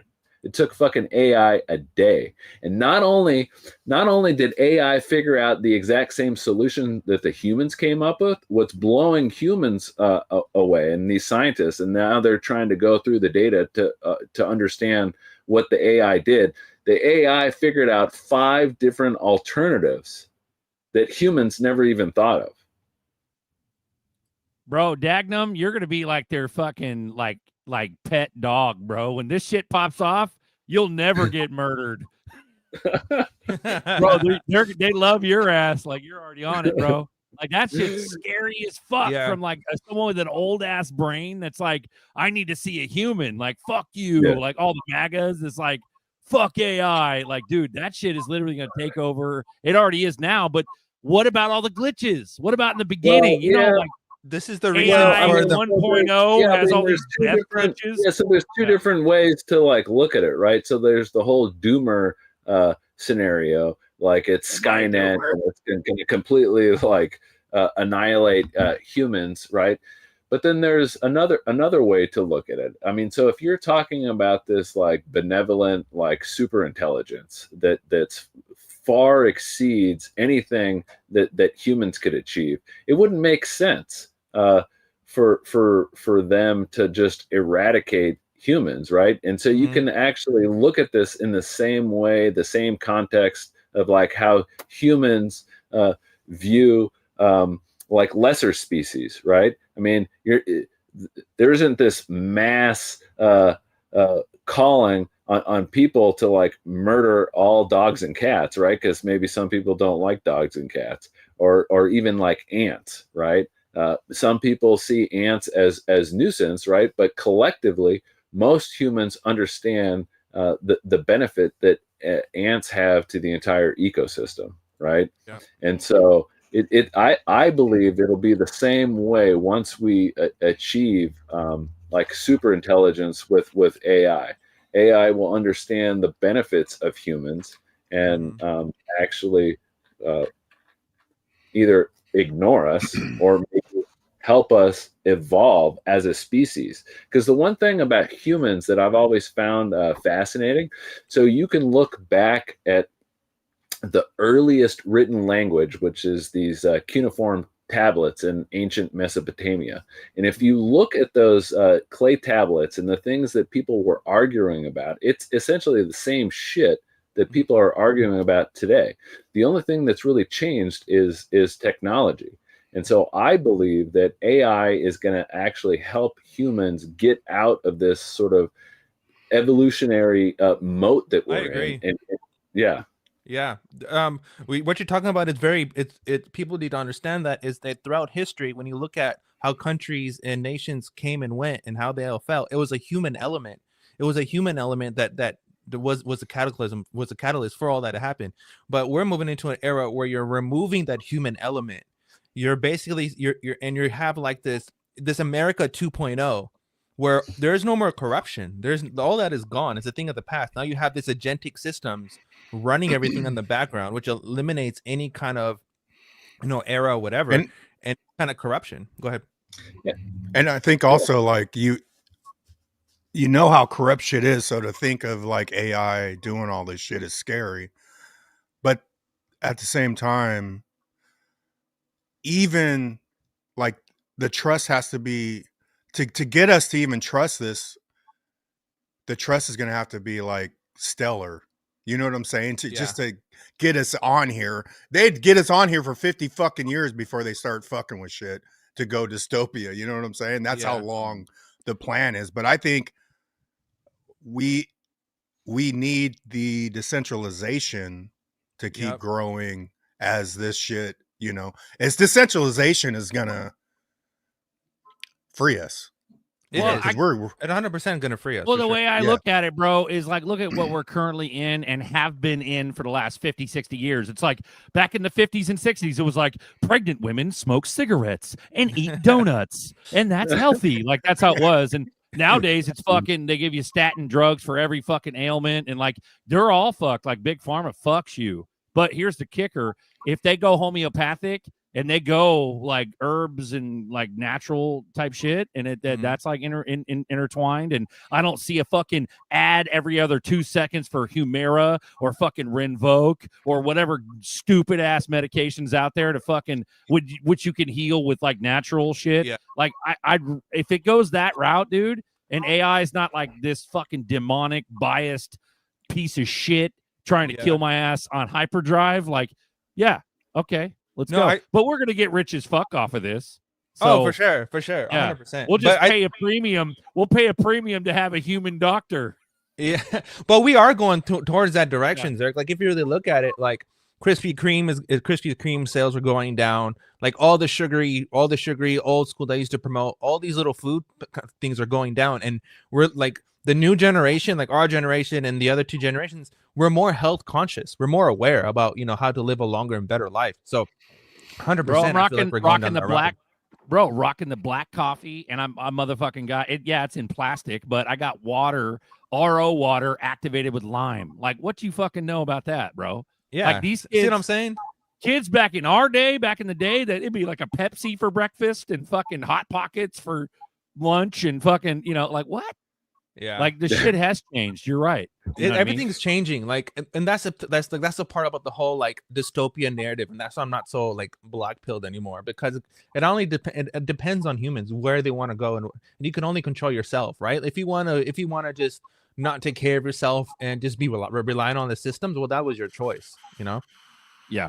I got that Siemens video charged up whenever you're ready. Sorry, go ahead. Before I go into that video, this is another reason why data centers and why so many companies are hell bent on creating these massive fucking data centers. But if you look at where they're building them here in America to secure everything. Before I share that video, this was another one about this is from our National Health, talking about personal nursing and personal healthcare, personalized health. That goes into basically using what NVIDIA is talking about and Oracle is talking about, and creating this custom this medical thing just for you, based upon your DNA, based upon who you are, rather than just saying, oh, you know, take ibuprofen, take this, take that, and just drugging up everybody. Run the video. Fucking car. I love you guys in the chat, even though you're dick fucks and you won't join the show. These motherfuckers. He goes. Siemens charged up. Why are we watching Siemens videos? And then he goes, I'm drinking water out of the hose, Jack. I love you guys. Clickbait. Let's go. Yeah, this is biotech and Siemens paired up dystopian video. It's 3 minutes, so get nestled in, boys and girls. Let's fucking run it. Ooh-wee. COVID-19 has turned our lives upside down. To defeat the pandemic and return to normality, enough vaccine must be available. The German pharmaceutical company BioNTech is committed to winning the race against time with the help of its long-standing partner, Siemens. At an amazing speed, BioNTech developed the mRNA-based COVID-19 vaccine Comirnaty. In September 2020, the company acquired a production facility for BioNTech products in the German town of Marburg. In cooperation with Siemens, the plant was repurposed to produce the COVID-19 vaccine, a project that would usually take a year or even more. BioNTech and Siemens did it in a matter of months, even though most of the work had to be done from home due to pandemic conditions. A switch from rigid to mobile production with many single-use components was required. Experienced Siemens experts worked to adapt the systems to the new mode of production. To contribute to the global fight against the coronavirus, they put all their passion, outstanding effort, and the commitment to technology with purpose into the project. They completed main components of the new manufacturing execution system in only 2.5 months. The conversion of the entire plant took only 5 months. The new plant setup is based on Siemens Op Center Execution Pharma as the new manufacturing execution system and the latest version of the Siematic PCS7 control system. This ensures compatibility with Industry 4.0 requirements and future viability. The new MES enables totally paperless manufacturing to support an exceptional clean room class. Batch processing recording is fully electronic. Testing is performed automatically and based on review by exception. Automation solutions are seamlessly integrated, and operators are guided through the about 50,000 work steps that are required in messenger RNA production. Hypercare and 24/7 standby during implementation ensured the smooth start of production. The first vaccine doses from Marburg were shipped in April 2021. Still, the race against time isn't over yet. BioNTech and Siemens are now building on their excellent mutual experience. In a strategic long-term partnership, they are now working on new projects to further speed up the way to a new normal around the world.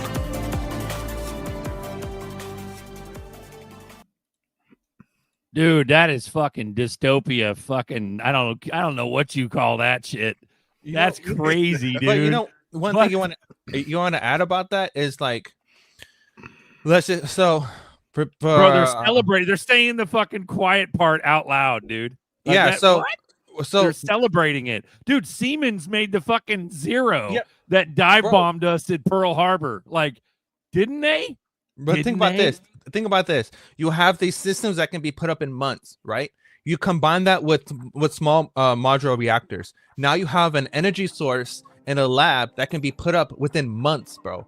72 weeks, and then boom, you're up and running. So think about how active that's going to be. So, and then you combine that with, you know, the Starlink and the different satellites and stuff like that. Now you have communication. So you can literally set up remote laboratories anywhere in the world, have everything connected and up and running within months, and then put it all, you know, it's all modular, put it all down, put it on a truck, put it on a plane, and then out you go, like it never existed. That's crazy. That's absolutely fucking nuts. That's all I'm saying. The future looks fucking sick. MNOP, $10 super cash app. Appreciate MNOP. you. MNOP. Thank you. Beautiful. So I'm always the hype man. I'm the mouth. So Dagnum, I'm always like, what the fuck? Fuck you. Like, it's just, you know, it's just me starting up. It's just having a show. Let's go.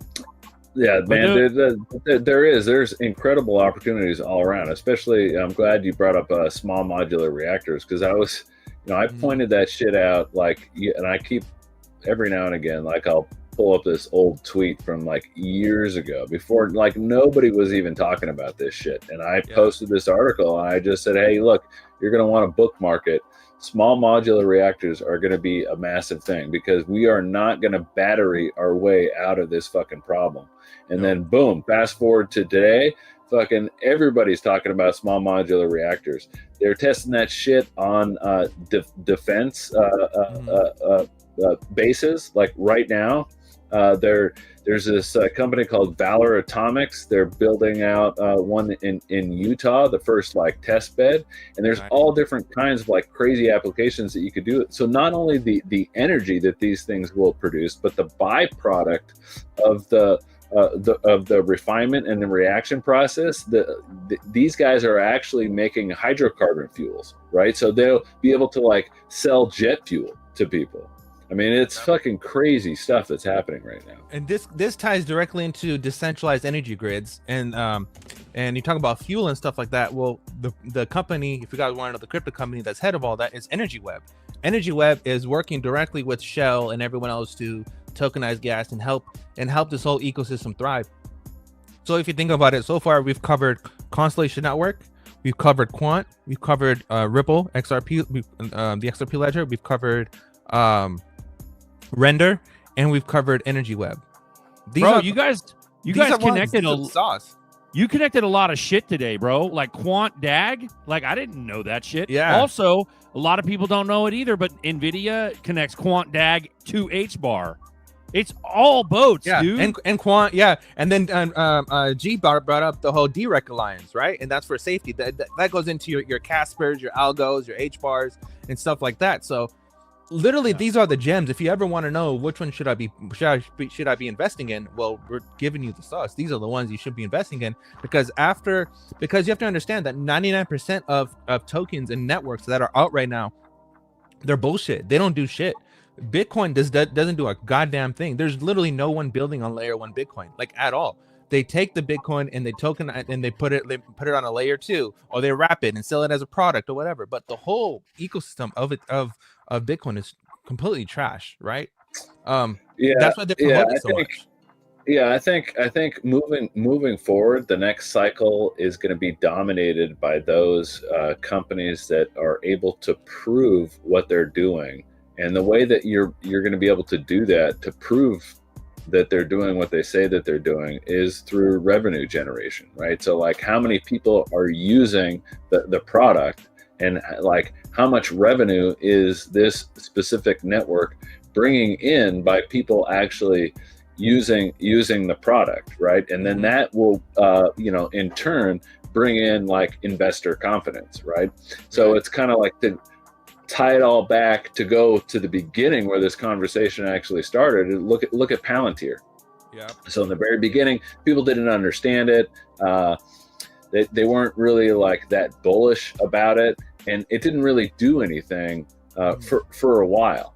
But then when Palantir started getting all of these contracts and they started generating tons and tons of revenue, then the market caught on and like, holy fuck, okay, I want in on this, because they were getting contract after contract after contract. And, it became apparent what was going on. And so the same thing is going to be happening with, all these blockchain networks. You're going to have different companies using the services that people are providing, like Energy Web, right? And all the use cases for that. Or digital identities. We didn't even talk about checked, right? But I think that's going to be a big thing. Check is massive. Oh my god, check is massive. So is IOTA, along with that same branch. Let's just talk about check real quick, because I really like check. Check is one of I have a good amount invested in check. Well, people don't know that check is the only network that is GDPR and so on accepted. Like they have certified. They have all the credentials. So what check does basically is the whole KYC and the whole like you uploading your data and stuff. Check does that, but check does that in a way that anyone can use that data. So instead of having like different silos of KYC providers, you just have check, and check ties into everything. And it just, the interoperability portion comes in again. And then you have IOTA. IOTA has been working with the EU for ages. Not handshake token too. G just mentioned. Now IOTA is one of my favorites. Has been, shout out to IOTA for being the first DAG ever in existence, right? I've been with IOTA for ages. What IOTA is doing is IOTA is working with Jaguar and working with the European Union and all that stuff to do that too, to provide credentials for not just people but also devices too. So everything becomes interlinked within each other. Absolutely beautiful. Bro, would you guys be on a passenger plane if I was the pilot? Nope. I'll trust you. All right, go ahead. Well, yeah, I mean, probably because a lot of people just to type in a kind of nerdy factoid, all that shit's automated. The pilots don't even take off and land the plane. It's all fucking automated. Right? And that's happening right now. Crazy. Like, it's already happening. So, bro, the Siemens mass vaccine rollout, aka Project Bukkake. Yeah. Oh man, you guys are hilarious. Okay, so sauces, dots, things are slathered, they're connected, the T's are crossed. We got DAG on the map. yeah. We got DAG on the map. We got Another up one- on the map. Yeah, another one I want to highlight is Casper Network. So, my personal opinion, and everyone has their own, but from the research that I've done, Casper is the next. What Ethereum is doing today, all that is going to migrate to Casper, because it's literally built off the same. It's the same. Casper is literally an Ethereum 5.0, right? And the main sauce about Casper compared to Ethereum and all the other smart contract forms is that Casper is the only one who has upgradable smart contracts, right? So right now, when you write a smart contract, it's immutable. You cannot change it. It is there. But with Casper Network, it allows you to upgrade it, meaning that if the terms change, you can upgrade the terms and cancel the contract. If let's just say that you have an insurance company, and the insurance and your policy is for X amount of months, but you don't do your payments, so your policy goes out. Well, if it's on the blockchain and everything's going to be all interconnected, how do you cancel the contract eventually? Because if that's the case, then someone can take advantage of that, pay only a month or two, and because the contract is immutable, they would still have the service for the 6 months until the term is over. But with Casper Network, if let's just say you go against the terms of service after a month and you don't receive the payment, boom, it's gone. Like instantly, your policy is over. And that's how all of this interlinks and comes together. Is that yes, you have like blockchains and creates all this stuff, but you have to have a way that the human element will always be present. That there are a lot of shitty people in there. There's a lot of people who have different things that happen in their life, and nothing is like for like 100%. There's so many variables, and that's where Casper and everything, all this comes into play. And it's the only one working with. It's the only one. It. Yes. Yep. Yeah, CSPR, and it's the only one working with the Linux Foundation, with IBM. It's the only one that was mentioned with IBM. Also connected with Hyperledger. And what Hyperledger does is Hyperledger provides. So you have all these different blockchains, right? And what Hyperledger does, it provides that same technology just without a token. There's no speculative asset in between, but it still provides with the same technology. Ooh-wee. OSW goes, with all due respect, the DAG, no boat leaves the harbor before the big yacht, if you know what I mean. So is that true? Is that not? What do you think, Dagnum?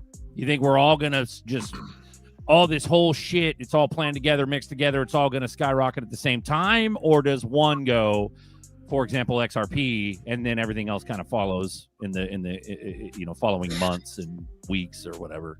What do you think? Well, every chart is unique, right? So you can't lump them all together. I mean, that's why different charts will blow up at different times. But specifically talking about the crypto stuff, how it historically has worked most of the times is it follows the liquidity flows, and it goes from Bitcoin to Ethereum to the altcoins.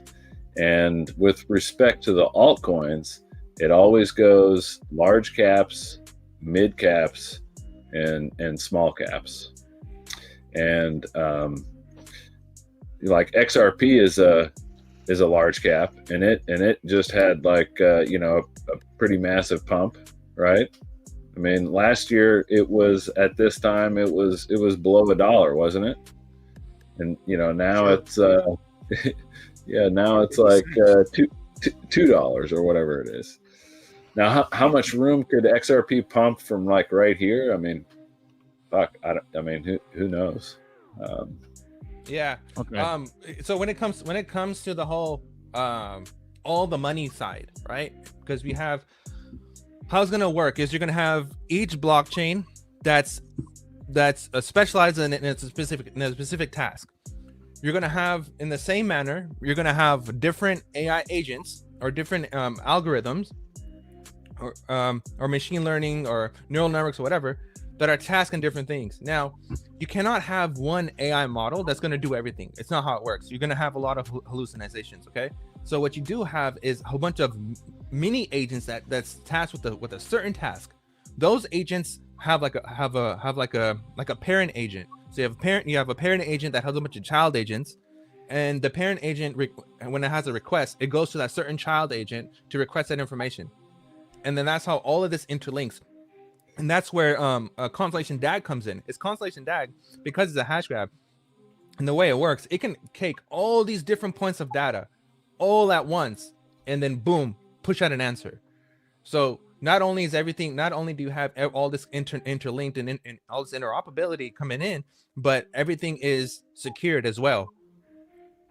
Yeah, and so like to get to what you're talking about, so here's a model of exactly like what you're talking about. And so this was actually from Forward Edge AI, that company that is working with Constellation, and they have this thing called Trace AI.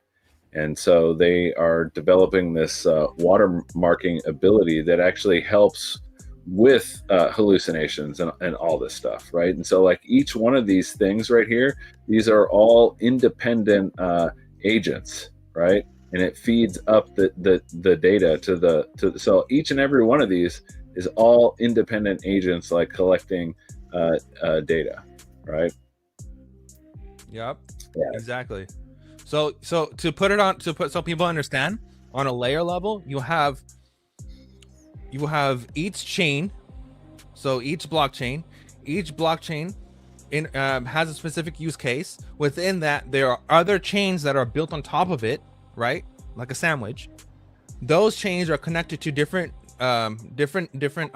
networks that have like oracles. So you have like your quant oracle and your flare oracle and all these decentralized oracles that take all this data, put it all together, and then helps everything, keep everything separated so nothing is interlinked. Everything's on our private silo, but at the same time, everything's able to receive data from each other.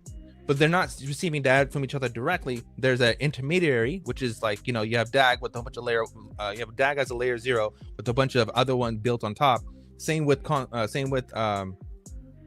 where Quant connects all these networks together, which imagine the sandwich, and each and everything does a specific thing, but you have this interoperability and the security happening at the same time. Yeah, and you guys were mentioning Hyperledger, so I'm pulling this up too. So this is from Forward Edge AI, and here you go. You got Hyperledger, and then you've got Constellation Network, and you've got IBM Cloud and like Azure, all pulling out this sandbox. So there's your other connection. There's your other connection, IBM, XLM. So XLM Stellar, IBM to fucking Constellation to fucking Stronghold. It's Stronghold, which is Stellar ecosystem. Yeah. Yeah. Bro, and, it's all connected. And then with the IBM, you have your IBM, which is providing everyone with the quantum computers, right? So that's how it all how it all comes together. Yeah, and so this autonomous sandbox that they built with a DAO is what I think I'll go over here. So we didn't really talk about it, but it was in here. It's this thing, the National DigiFoundry. So the National DigiFoundry is this public private thing that's set up, and so it's got actually it's made up of over 30 different federal agencies and enterprise people. So Microsoft is part of this. You guys saw that IBM was part of that. And here's what it looks like. This is the steering committee. So you got National Science Foundation, you got Space Force, you got the United States Treasury Department. And this whole thing is built on Constellation's network. Like all of these people. So yes, like somebody at the fucking Treasury Department, somebody at Space Force is holding a token, the NDT token, in a Stargazer wallet, like right now, somewhere. So where does Bitcoin come in? Where does stable coins come in, and how does this all interrupt? So if you look at what's happening, we have a reverse quantitative easing, right? Which is actually tightening, right? And what's going on is that we are buying up our own debt, but the Treasury Department is basically becoming the savior for the Fed Department, for the Federal Reserve. So this is why, if you look at the eCash Act, and it says how we'll have a digital version of $1 that's issued from the Treasury and it's not from the Federal Reserve. This is why. This is how the Treasury comes back into the picture. Yeah. Yeah, and there's these different there's these different working groups and like all the stuff that they're doing, and it ties into a lot of the stuff that we were talking about, like trustworthy GPS, autonomous space navigation systems, space manufacturing and supply chain, and AI stuff. I mean, it's all things that we were talking about, and these are active projects like right now in use cases that are being done right now, and most people are just completely unaware of it. 100%. Bro, like even to this show is extra bullish. We like you guys, you know, Dagnum, like I said, it's a pleasure to have you on, but dude, you and Nerdy, you're literally ripping this bitch wide open. Like, this is crazy. Dagnum's my man, bro. We've been connecting for a while. I didn't even realize it. This shit's fucking crazy, dude. I didn't know Treasury bitch was on there. I didn't know Space Force dude was on there. I didn't know. That's crazy. So, okay, my question is for the layman, the stupid ass 3-year-old in the back of the room. What are you buying? Are you just doing DAG? Are you doing all these sub fucking? Because I'm assuming Digifoundry has its own coin. NDF Steering has its own coin. Like, is that true? Yeah. Or no? Yeah. NDF has its own coin. Let me go back. Go back to it. Yeah. So it's no. It's NDT. The NDT.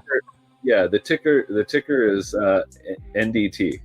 Is it all under Constellation Network? Is it all Constellation? Yes. The DAG Explorer. Okay, so if you buy the native asset DAG, you're pretty much in. Let's say you're just an investor and you're like, fuck yeah, crypto bro, let's go. But you're an alt crypto bro. Like, this show is primarily XRP. And No. Each and every one of these things has its own token associated with it, with completely different values, right? So like Upsider has its own token up, and you could. So if whoever was listening to me talking about this Upsider token like months ago when it was at rock bottom, Upsider did like a 50x. How many people in here have hit a 50x on anything? I don't think very many people, right? Well, a few of us. There's been a lot of calls in this group. Yeah. But that GTLT. we got Upsider, Yeah, but Upsider did a 50x, right? And so even so here's the chart. Here's the weekly chart, right? So like even now, right? What are we at? Yeah, so we're at like 2,000% from the bottom. That's right? 001. That's right a now, 20. isn't it? That's a 20x. Yeah, so we're still so it obviously it pulled back some, right? But like right now at the current price where we're at, you're still sitting at like a 20x. Whoever fucking listened to me talk about this stuff for months before it exploded, right? I mean, those people are still sitting on a 20x, which goes back to how many people in the chat honestly hit a 20x on anything. I think probably not very many. Bro, but like right now, you're right. You called that. That's dope and all, but like you're in your own hermetically sealed bubble because a lot of fucking crypto guys, even XRP guys, which are special, we're special in ourselves because we're ostracized by the rest of the crypto community.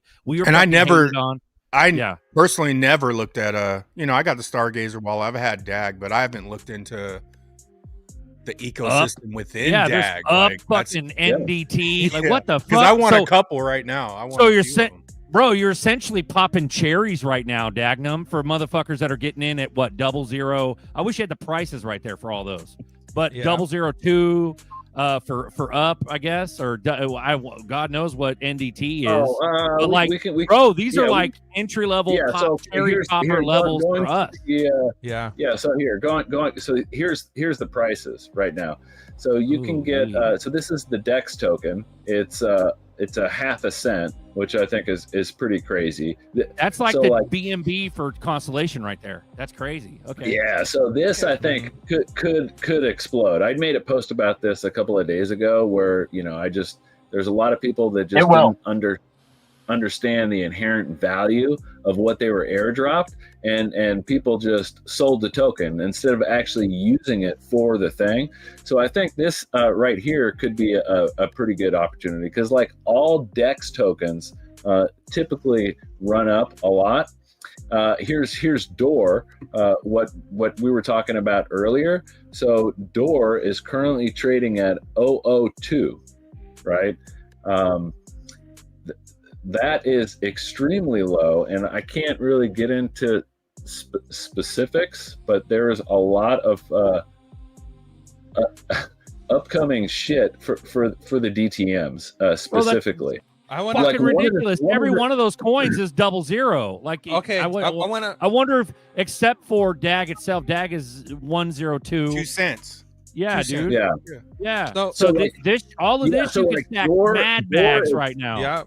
Yeah, so like Door itself, here, let me go up to the white paper and just kind of like highlight. So this is the Door white paper and the tokenomics of the Door, and it kind of goes over the use case, what it's about, the token minting. So these sensor nodes are the Shout out G. DTM. Welcome aboard, G. Go ahead. Yeah, so these sensor nodes are the little DTMs themselves, right? And so you get mining rewards from that. So initially, to help sort of seed this, there was these foundational DTMs that were given out. And so these foundational DTMs are giving out around 100 Door a day right now. But in November, that's going to stop. And so you're going to have a massive inflation crunch there, because you're going to have all of those rewards, those like free Door that are going out to like one specific tool dry up. And so like millions of Door is going to stop, right? Yeah. And so that's gonna create like a whole different issue. And then we're not even gonna go into like the specific use cases for DTMs that haven't really been publicly announced. But to give you guys kind of an idea, Nerdy was kind of hitting at like the data aspects of it. So like there's far-reaching implications here beyond just like the resale storefront. For example, in the Bay Area, there's several realtors that are using them for open houses. And so how that kind of looks at it is you can put these traffic monitors, multiple of them, inside a house, right? So you can put one on the front doorway, you can put another one in the doorway leading to the kitchen, you can put one on every doorway leading to the bedroom, to the bathroom, right? And so you can monitor all the foot traffic. So when you have open houses, you can have all of this data of how many people went through your house, went through specific areas of the house, right? And then as a real estate agent, you can point out to the guy across the street who's also using you, but didn't take your advice and modernize the kitchen, modernize the bedroom, modernize the bathroom, right? And so you can have all of this data and say, hey, look, 100 people went through your house. You had 0 offers. Now, remember, I told you to update all that shit. Your neighbor, he listened to me. He updated all this stuff. He also had 100 people walk through. Here's the data, and he had 100 offers on his house. So that's why nobody's buying your shit, because nobody wants your stale ass fucking 1970s wallpaper. Bro, look at this fucking door chart, bro. Like that, it's the setup. It's the perfect setup chart, like all the other altcoins that are about to rocket. Yep. 22 cents. But where's- also, was G still Door's there? only a 400 million. G's got coin. it. It's not billions. G's Okay. on deck. Yeah, well, G's got a mouthful, bro. He's been working, waiting to get Hold on here hold on. and blast us. Before G goes, I want to give him a shout out. That connects a lot of this stuff together is G give us Proxima, so XPX, right? So XPX connected, bro. How's it connected? The Sirius network is working Run it. directly with NIST, and this connects this platform where you have blockchain, you have this super contract, your storage, your streaming, your database, and additional layers all working together, all on top of each other. So G, can you tell us how it's connected to Take it, all these G. other fucking? take it Dude, away, run it. because I know you got some sauce on Proxima.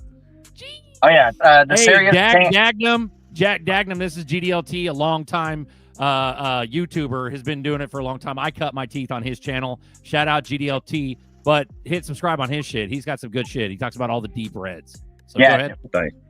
We love DAG in the Decentralized Recovery Alliance. That's going to be such a big deal. Can't wait for those members of the Decentralized Recovery Alliance. And if people need to know who the Decentralized Recovery Alliance is, and this is the first time you're hearing about it, it's an alliance of blockchains that can actually provide decentralized recovery. If you're not part of this alliance, unfortunately, you can't provide decentralized recovery and you're relying on centralized rails for recovery of assets. Good luck with that. The members who are part of that, HBAR, Algo, XRP, ADA, DAG, freaking DAG, let's go. One of the cheaper ones in market cap that's there. BSL, Hashpack, what else?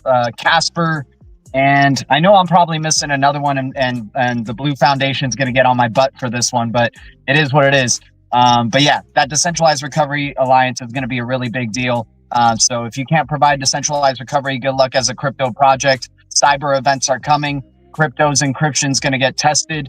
If you can't survive that, then you're not going to be around. And that's probably the event where 90% of crypto goes away. Because why would you, sorry, just really quick, why would you want to invest in a project after this cyber event happens that can't provide decentralized recovery?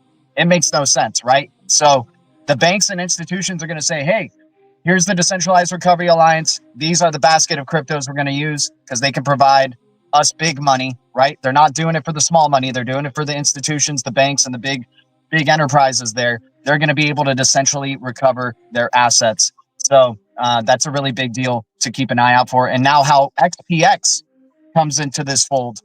Yeah. XPX and Sirius Chain is a sleeper. It was a CBDC text print winner back in 2022 amongst finalists that were Ripple, Stellar, and R3. It is a extension. They're trying to be an extension of the distributed ledger technology, trying to be like this hub layer 0 as well. But hey, they're the only one that has a proven acknowledgement from BIS and G20 as an end-to-end CBDC infrastructure provider. They're the only one that has those facts. Every other one is either working towards it or doing pilots with banks and stuff like that. And that's all well and good, but this one's already been proven and they've been in shadow mode ever since 2022 in that announcement. And it makes sense. You prove to banks that you can provide end-to-end CBDC technology. The banks come to you and say, hey, shut the fuck up from the rest of this point on, right? Just release the little updates that you need to do. Don't be worried about getting X followers and getting the degens to get your crypto.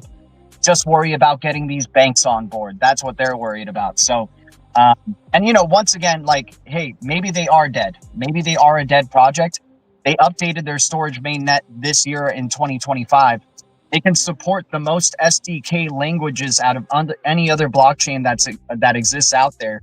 And once again, at 000s, I skip my venti coffee. I get 1,000 of these. And if it ends up being the CBDC text printer that we know it is, then it wasn't that big of a risk, right? A lot of people come to me and like, dude, gee, this project looks dead.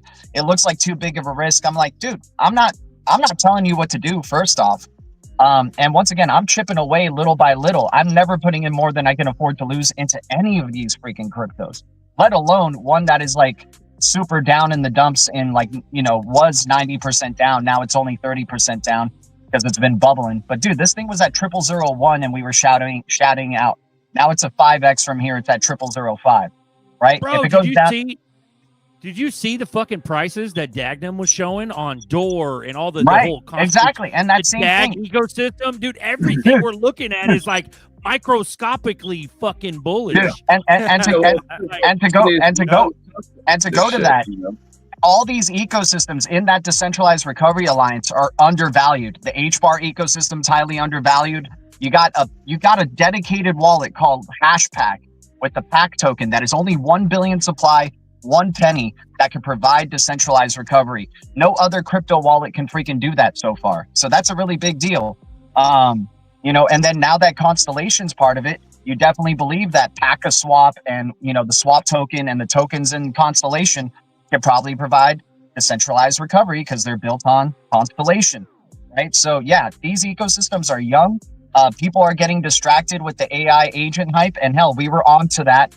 But, you know, people now just shout it out after it starts booming. We're here in the deep reds when that stuff is like, you look like a crazy guy talking about X402 or talking about Tibber or talking about, you know, Up, right? Which is the dedicated AI agent for Constellation.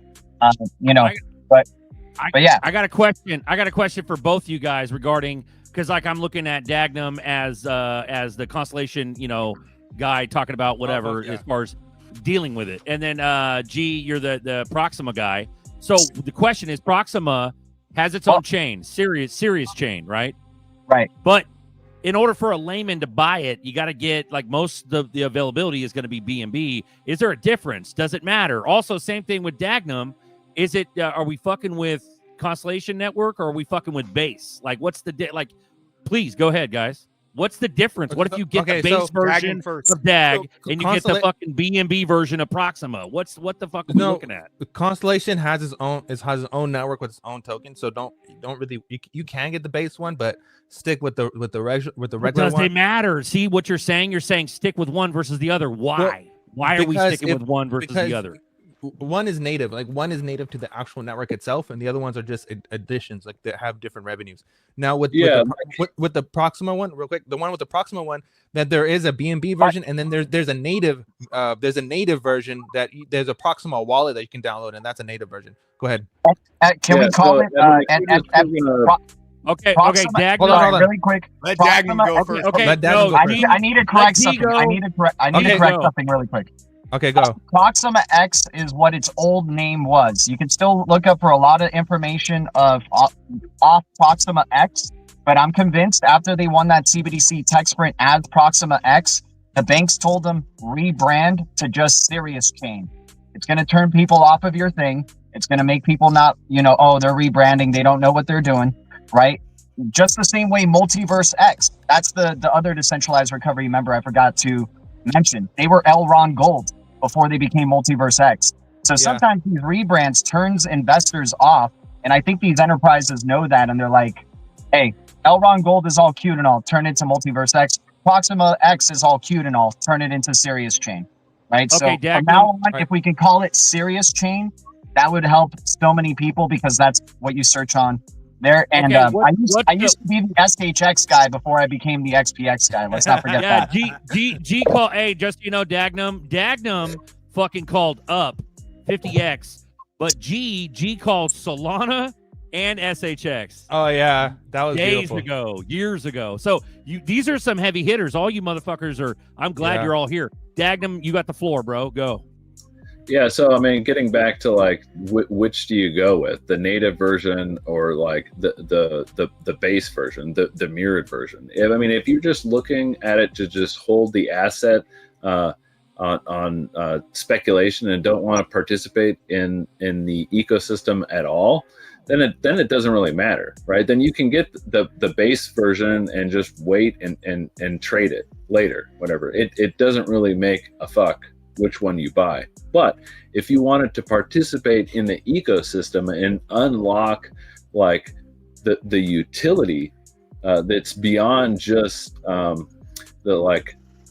value of the currency at the time, then the native asset is always the better way to go. And like getting back to like the door, right? So like I've got up here like a use. So door is a D pin, right? And so to my knowledge, I've got this video up. Door is the only D pin device in all of blockchain that is actually being used by the federal government. All right, here at the Army Aviation Museum in Daleville, Alabama. Walking through, it's pretty cool museum. I've actually been here several times. So for those people who are wondering if constellation technology is actually being utilized by the military, it actually is. So you look up right here, boom, Nice. there is the door traffic miner. So there's a door traffic miner at each one of these. Bro, And motherfuckers don't right even know what now- that is. Motherfuckers don't even know what that is. That's crazy, Yeah. dude. That's wild. Yeah, and it's actually in like, I think like 50 or 60 Army museums. I mean, they bought there's a whole contract. I've posted the links to that stuff, and so it's the only D-pin device that's actually being utilized by the federal government. And then getting back to like the stuff that Nerdy was talking about. So, about the possibility of like intranet, like you could actually use these things as like building a mesh network, honestly. So you could have your own like local environment that's set up from the external environment. I mean, yeah. It's crazy stuff. And so sleeping on door, I think is honestly a bad idea. But like, I get it from like, I get pummeled with this shit all the time. Like, I get it, right? Like, you haven't really seen the token move, but I think all of that stuff is gonna change in November. And I've posted about this for the last couple of months. I say, hey, look, be ready, because we're going to have a massive supply shock in November, because a lot of these fucking free tokens are going to stop going out. Is 20 XBX enough? Hey man, if it ends up being a CBDC end-to-end CBDC solution provider, 20 XPX is going to definitely be enough, more than enough. Okay, so how does a fucking regular Joe with Coinbase, or not even Coinbase, let's say Uphold, like because Base is connected with the Constellation Network, so I'm assuming you can get it on Coinbase, DAG, Door. Door has to be. How do you get all this shit? You can't. No. So DAG, Door, and Up, since they all have a mirrored version on Base, anybody right now can log into Coinbase and buy the tokens right now. You can open up your Coinbase app and just buy any one of those right now, today. And to go off of that door, that video that you showed there, that's a perfect example of what NTT Dado was talking about 10 years ago. In the future, you are the payment. You, the person. You're not even going to know that you're using blockchain technology, but blockchain's going to be using you. That's for sure. But it will. Right. So like I kind of like gave out like scenarios of like where this is all going. And so like you could have a scenario, right, where let's just say like the ones that I called out was like a retail chain. So like let's just say like Dutch Bros Coffee. So like Dutch Bros, they build a metagraph, and they can shit out these tokens. Since it's a feeless network, they can say, hey, look, anybody that comes to this Dutch Bros location within the next 5 minutes, you'll get airdrop like some Dutch tokens, and maybe the first person that walks through the door gets free Dutch Bros for life, right? And so what that would look like is the first person that claimed the thing on their phone and walks through the door, it would register, and then bam, you won. Okay, so Constellation chain. What if I want Up, door, and DAG on Constellation, not base. Where do I go? What do I get? How do I get it? What do I do? Do I do it through Decent? You can do it through Packaswap. So that's the DEX, or you can get it on Uphold. You can get DAG on Uphold. You can get DAG on KuCoin. It's listed on like a crap ton of exchanges. Honestly, the easiest thing to do is just open up CoinGecko and then look at each one of the things specifically. Like it'll tell you like all the places that all the exchanges where you can buy Door and DAG and Upsider. So like right now, if you wanted to get the base version of Upsider, there's two ways you could do it. You could either do it right through Coinbase, or you can go to Uniswap. You can just connect your wallet and you can just go to Uniswap and swap it out, or you can go to the Constellations DEX Packaswap and get it. So Packaswap is an app, right? For the layman, it's just an app. It's a wallet, or it's the DEX. It's a wallet. It's everything. It's the DEX, and so like there's not an app, so you have to do it on your laptop. Yeah. Well, you connect your Stargazer wallet, yeah, because that's the native wallet to the Constellation ecosystem. So you download the Stargazer app, and that's the Constellation wallet, right? Stargazer. Yeah. Okay, Yeah, and then you could load up on your Up, your Door, and your DAG all through Packaswap. Yep. Yeah. Fuck yeah. Okay. There's one main thing we have to highlight is that You're a highlight. DAG, correct me if I'm wrong. For Packaswap, you have to use the Chrome web wallet rather than using your mobile. Yeah, app. Is that correct? Yeah, you can't. So they're working on a way to connect it through mobile, but right now the only way to do Packaswap. I'll share this screen. So this is like the Packaswap. So the only way to get here is through a web browser, and their Stargazer wallet is a Chrome extension. So just like MetaMask, right? And then you would okay. So since fucking Decent added, sorry to interrupt you.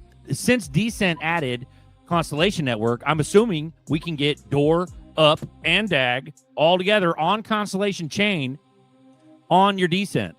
You can get it on Decent, and you know what? For your followers, so fuck Packaswap in your browser wallet. Just rock your Decent and get the sub Door and sub Up under DAG, right? No. Can someone do that? Who has DAG on the Decent? Can you guys check real quick if you can add Up and Door? I'm checking right now. I'm answering the questions. I'm answering the questions that all the chat's gonna fucking bug us about in the next like 2-3 shows. Yeah, you can how the fuck do I do this? load up.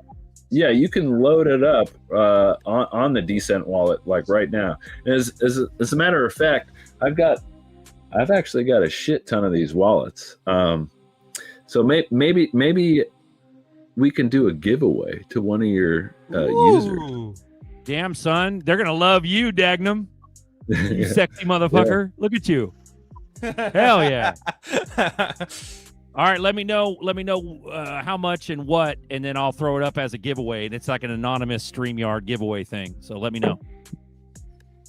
Yeah. Dagnum, good question. Yeah. The Door token on BitTrue, do you know if I can withdraw this on the in the Stargazer wallet, or is that going to be on base? Oh, on Bitrue, I believe that's the native DAG. So then that would be Stargazer. So if you bought it there, you just take your address, and then when you make a Stargazer wallet, it'll generate an address for you. You just send it there. Okay, great, thank you. Okay, Paka is available on Decent. Yeah. Paka is on Decent. So what about, so if you hold DAG Constellation on Decent on the Constellation chain, you just confirmed that you can get Paka, but what about Door and Up? Because those are Door is also available. well. Yeah, Door's also available. And hold on, just to like And this show is not everybody. Coinbase. This is not This No. is not base Ethereum bullshit. This is all Constellation Network. Yeah, hold on. Ooh, Up I is love you not- guys. Thanks for answering the questions. Yeah. Sorry, go ahead. Shout out to the chat. We got 300 steady watching. Love you guys throughout all So, the platforms. added- Thank you guys. Hit the likes. Hold on. All right, just to real quick. So I was able to add. So you have Constellation on top, you have Paka, and then you have Door, all available directly on Decent. Yeah, And that just to show Constellation everybody Network. I'm That's not- not Coinbase. Yeah, Sorry, just go to ahead. show everybody I'm not full of shit. I've got fucking decent wallets. Oh, nice. Hell yeah. Yeah. Hey, shout out to Decent. Let's go. So we can do a giveaway. All right, you let me know what and how much, and we'll figure it all out. I've got decent wallets. Oh shit, he got a whole box. God damn, bro. Yeah, we can definitely do some. Ooh, Oh yeah. You guys want some deep reds real quick? Oh, Yeah, bless us, run it. brother. Bless us. All What right, you got? this is for those degens out there. You know, it's a little bit of a change of subject, but you know how we love going into low sentiment, low priced, and pretty good quality cryptos here. So, A0, the Centralized Recovery Alliance, does follow them. I understand there's been a lot of FUD towards this project, but the Centralized Recovery Alliance and Digital Euro Association must know something that we don't.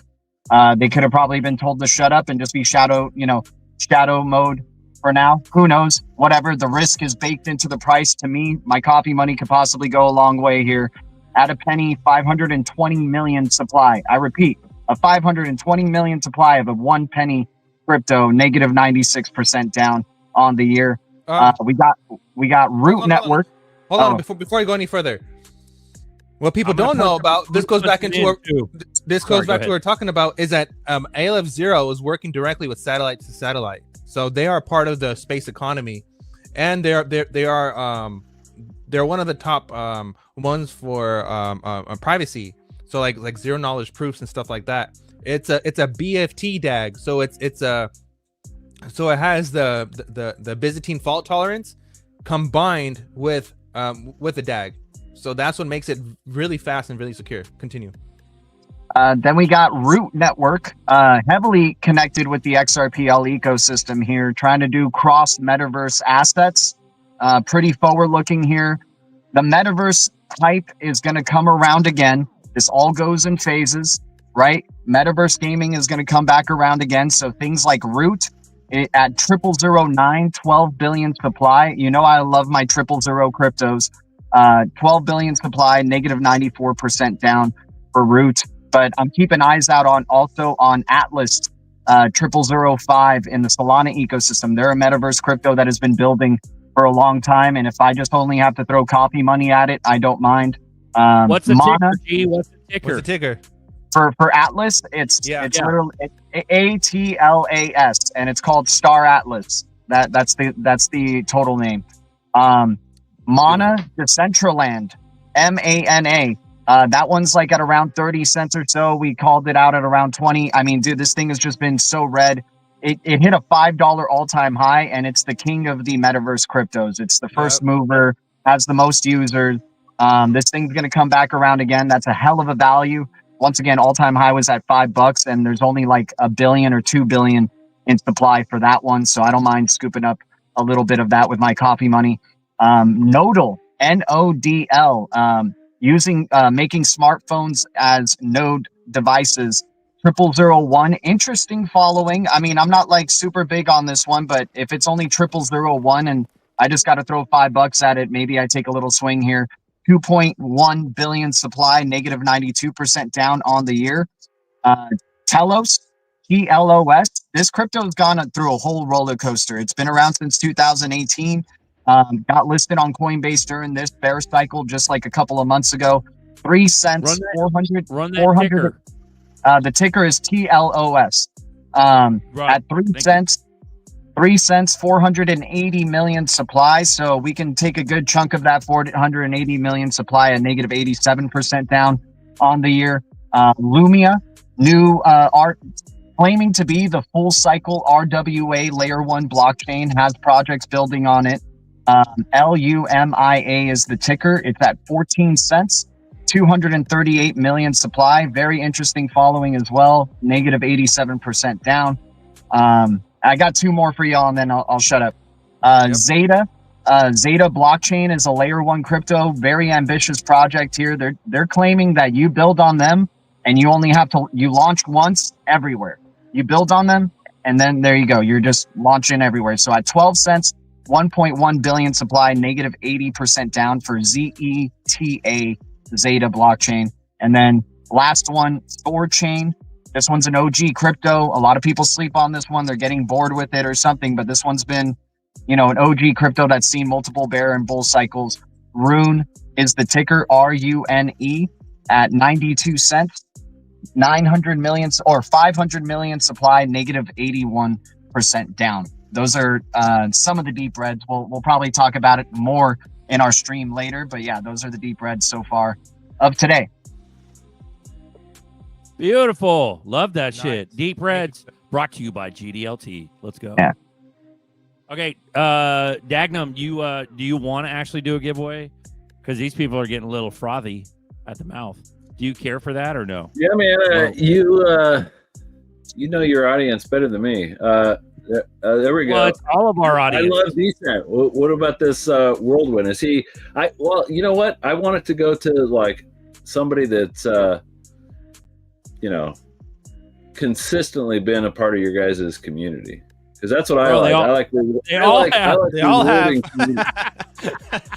Yeah, we steady every show. We steady have the same audience. They just watch. We're the king of watch hours on YouTube. So our YouTube channel is small, but we're like mighty. So in other words, everybody who mighty. So whoever's watching, they watch the entire 3 hours. So we murder giant YouTube channels that have 20, 50,000 subs and more. We murder them in watch hours because everybody watches the entire show.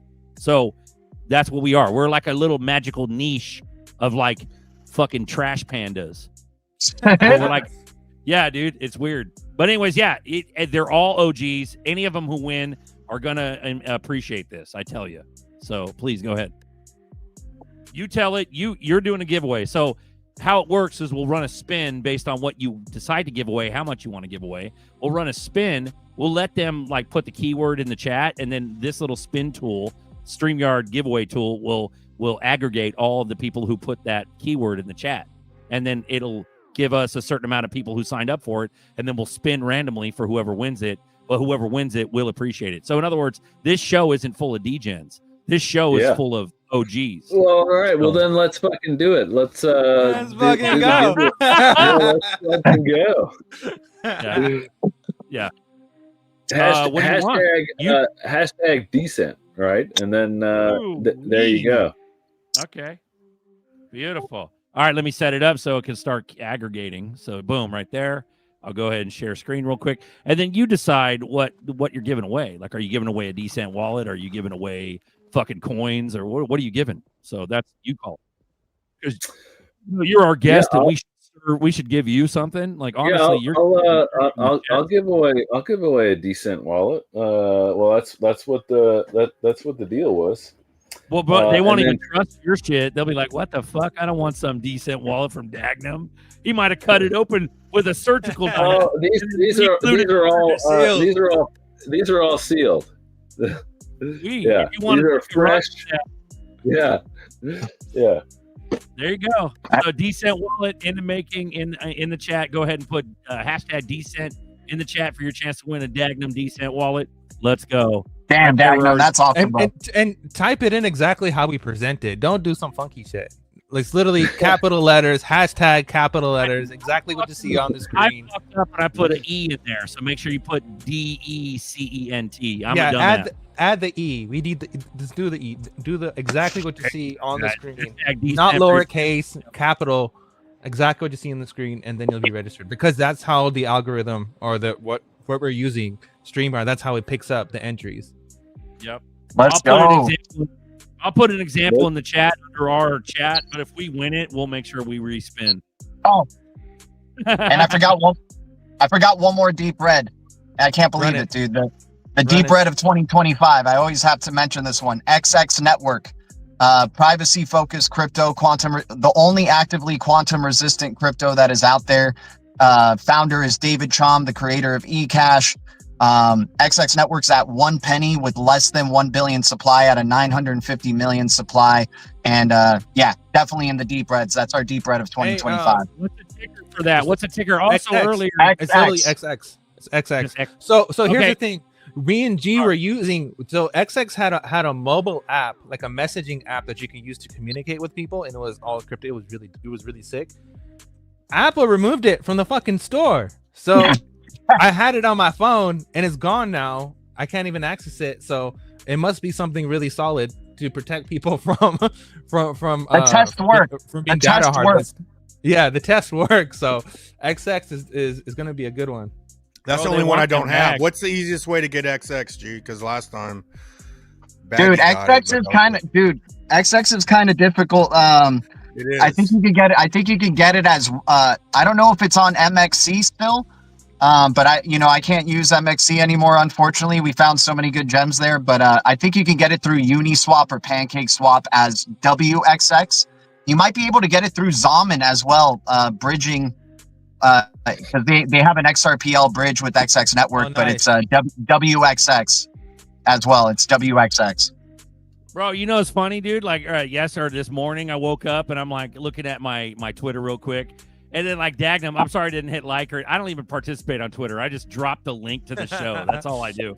But Dagnum hit me up and dude, thanks for that. That made me feel good. It made me smile. And then, motherfucking Airy liked our shit again. I was like, damn, she's watching, bro. Shout out Airy. Hey, shout out Crypto Airy. Thank you. Crypto Airy.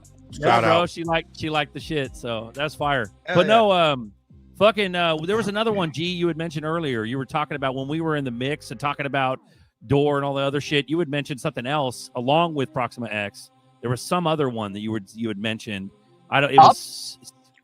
No, it wasn't Constellation. It was something around the X coin, like XSwap, or I don't know if it was XSwap or XX. Oh, XTT. XTT. What the fuck is that? Do it. Yeah. That's part of the XDC ecosystem, and it's the X. I think it's the XDC Treasury token. I could be mistaken, or XSwap Treasury token. Zinfin. It's XTC is Zinfin ecosystem. Right. Okay. Yeah. Or, oh wow. They're not Zinfin anymore. XDC Network. It's XDC now. I'm dusty ass Zerk. But if you say Zinfin, that means you made. If you do say Zinfin, that means you made a shit ton of money. Oh fuck yeah! Dude, I'm on the ERC20 XTCE fucking shit back in the day, bro. Like Hey, guess what? You can hold your XDC natively under Decent wallet. So type in Decent. And so you can store all these assets we're talking about. So you get XTT under your XTC in Decent and the XT and the XX and the XSwap and the XX and the XX all the X's and the XX. All the X's. Shout out Decent. Dude, I'm addicted to X cryptos. I'm addicted to X cryptos. Boom. Yep. Hey, there's a way just to.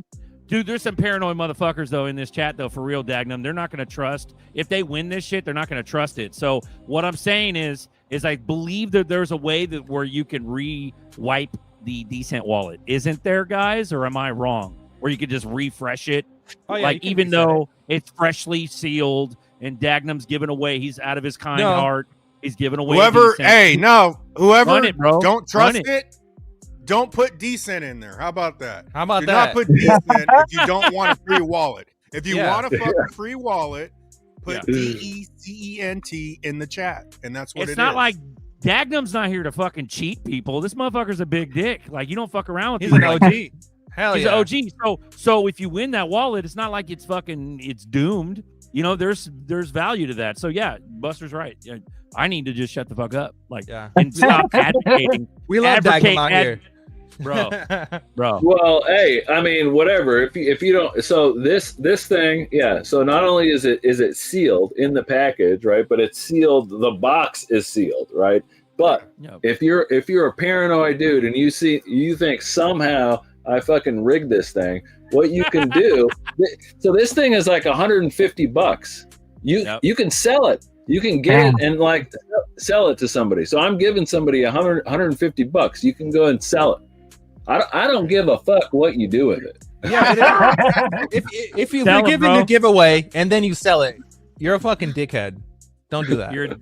You're a fucking dickhead. Sell it for XRP. You're dick fuck. Sell it for DAG. Yeah. We're trying to help your ass out.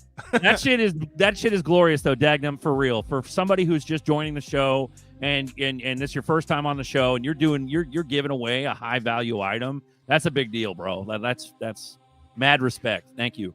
So and you don't want nothing. You don't even got a fucking like you haven't even shilled your shit. Bro, the least you motherfuckers can do if you get like a significant or whatever amount of DAG, the least you guys can do is stake it on his fucking node. So look for what is it? Sergeant or what is it? General Dagnum. That's the DAG node. What is it? That's awesome. Shill that shit. Shill it. There you go. General Dagnum. When you start trying to stake your DAG and shit, get on General Dagnum's fucking shit. So the ecosystem. So what he's trying to do, which is what's the social network again? What is it called? DAG Nation. Yeah. So if you go here, I'll just go to my profile real quick. Can you drop a link in the fucking chat, dude? So these motherfuckers can throw down in DAG Nation. They can join. They can be part of. I'm shilling your shit for you because you're a sweetie pie. Yeah, so He's a so fucking here, sweetie pie, bro. here's the link. We got to get it in our chat, bro. Get it in our chat so it's clickable for these fuckers. And I call this chat. I'm mean to the chat, bro, but I love you guys, and you guys know it. Oh, without you, we'd be talking to ourselves. Go ahead. Let me see if I can find it. Why did it say it wouldn't let me post? It didn't let me post the link. Here, I'll do it into the private check. So this is the community group on X, and so anybody can be part of this. Nice, beautiful. All right, I'll pull it up. I'll read or throw it in. Someone throw it in the chat. I got it. And then so the website, you gotta forgive me here. The website is just like a work in progress because this is just all like I'm the only one that's doing this. So this is just like me, myself and I, right? So what we did, we had this happy hour that was funded by the community. So that was August 8th. So that was the last time. And this came from all of those staking rewards. So here's my profile. So this is the community on X, the DAG Nation community, right? And so everybody, you can just get updates on what's going on. Oh, I would follow this guy. Anybody that's watching here, this dude is a fucking brainiac. This guy Bruno.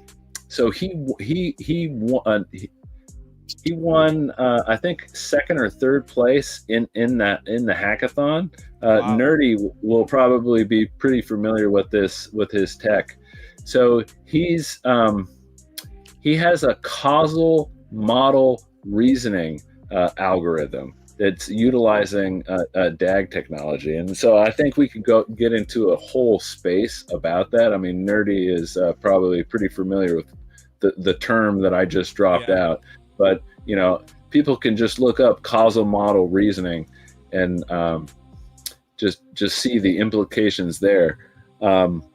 So anybody that stakes on my node, right? So the delegated staking. So like right now there was whatever it was, 108 million total DAG staked onto my validator.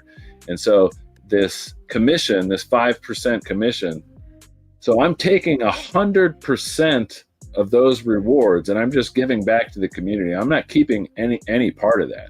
And I'm doing that to help boost out the ecosystem, like fund those community events, do like giveaways like this, like so that's what I'm doing to just help. Bro, where's the link to the page that's on the screen right now? Throw that in the private chat. Get these motherfuckers to click that and get on there. You know what I mean? Like we need to get this because people are gonna be buying DAG door up. Like these are These are deep reds, just like GDLT's been saying, bro. Yeah, so that's the Explorer. So that's the Constellation Explorer, right? And again, how you participate in the Explorer and delegate your DAG is if you have it on your Stargazer wallet on the Chrome, because currently right now the only way to do this is through a browser extension. So you log on, you get on. Yeah, so you get on your laptop or you get on your PC, you go to the DAG Explorer and you hit delegated staking.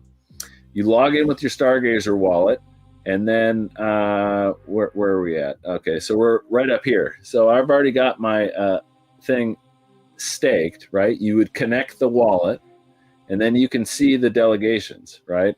So here's the DAG Nation. Right. And so I staked 100.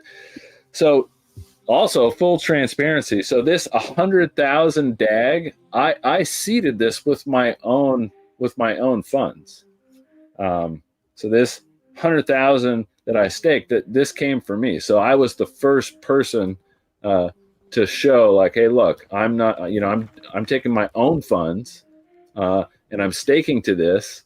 And then any rewards that I'm getting from this, like this 6,000, I'm just going to give right back to the community, to the DAG Nation. Bro, that's fucking wonderful. Even if you weren't doing it, we would just give you a hat tip and start, because everybody gets their own delegation rewards, even if you just stake and you're not a node owner. You know what I'm saying? Right. So like this, so like the screen that we have right here, so this could represent just like any one of the users, right? And so this is what it would look like. Like you could be getting 6,000 DAG just from staking to the address, right? So you're earning APY just from staking. So that's like doing something with your tokens, rather than just, so you could just hold them in your wallet, but that doesn't do anything. But if you stake it, you can earn APY, right? You know what I like about Nerdy, dude? Thanks for bringing Dagnum on, bro. You know what I like about Dagnum is that this motherfucker, you got to like beg him to shill his own shit. Like you're not trying he's to a humble ass dude, sell bro. anything to anybody, dude. Yeah, he's a humble ass dude. Humble That's why I like him. motherfucker, dude. Look at you.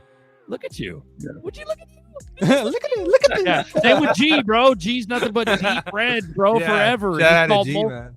Yeah, you guys, both of you fuckers have called multiple coins, and like G's called multiple coins, and you're not looking for anything. You're just trying to help people. It's beautiful, right? And so, like for the builders out there, right? And so this was one of the things that I tried to point out, and like I made a whole thread about this in a post about this. So if you kind of like scale out, like right, so like what does this look like for the nerdies of the world that are wanting to like build out like cool shit, right?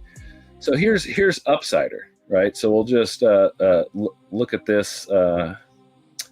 We'll just narrow in on just this use case, right? So we're only looking at. You said earlier, Upsider is a Constellation dev, right? No. So Upsider is a layer one network, right? No. Meaning the guy who created Upsider is a fucking Constellation DAG insider. So he's the head of product at Constellation. That's bullish. So, yeah. So how this looks is you can actually look. So metagraphs, for them to completely operate, you need at least 3 nodes, right, to run full consensus, right? And so if you take in all of the delegated DAG to each one of these nodes, the Upsiders is actually got more total stake DAG than I have. So to give you guys kind of an idea, just from the rewards and the what you would get just from running a node by itself, I mean, you're talking about like over 100,000 DAG a month that you're getting, right? And so like, what does that look like? So we'll just do whatever the price is right now. It's like a little over 2 cents, right? So it's like $2,000 a month that you're getting, right? Now Now, what you can do with that is you can, if you're a developer, you can help fund your project, right? You can cover server costs, or you can do like what Joao is doing with the Upsider Metagraph, and he's taking those rewards and he's giving back to the community. So anybody that stakes to any one of these nodes gets airdropped up tokens. Nice. Damn. Right? And you can also, I think he's using some of this to fund the liquidity pool on the DEX, right? So it's not like, it's like self-funding. It's not coming out of his pocket. You know, he's giving back to the community. So like you as a developer have this like flexibility. And that's one of the great things about building on this network is the moment that you launch on the public network, you start getting ROI immediately because you're a validator on your own network. That's awesome. Bro. That's the thing. It's like the Dunning-Kruger effect. Like, you're such a fucking nerd, Gagnum, that half of these motherfuckers don't even know what you're saying. Like, they're just gonna buy DAG and they're gonna rocket ship. They're in coach back there on the rocket ship with their DAG and their door and their up. Dude, by the way, and this is perfect for DAG as well. With this whole X402 hype that's been happening, I understand it's the new shiny toy. If you weren't in it for the, before these pumps started happening, I wouldn't be chasing the pumps right now. X402 is going to be very exciting. It's going to be an amazing thing. It's machine-to-machine payments, AI-to-AI payments, and I understand that that's what the future is. But X402 is going to be on top of ISO 20022 rails, right? And ISO 20, dude, the timing of X402 coming out just recently and all this news is so perfect to distract people away from the ISO 20022 launch in less than a month.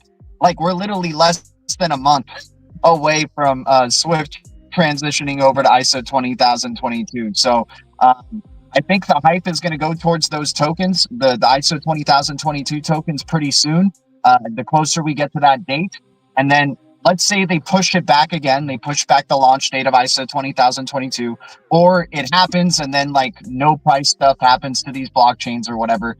We may get a dump there, but I definitely think we get the hype leading up for sure. So, people are getting really distracted and it's just perfect timing. It's like they set this up. I think they purposely set it up so people would just not look at the ISO 20022 cryptos.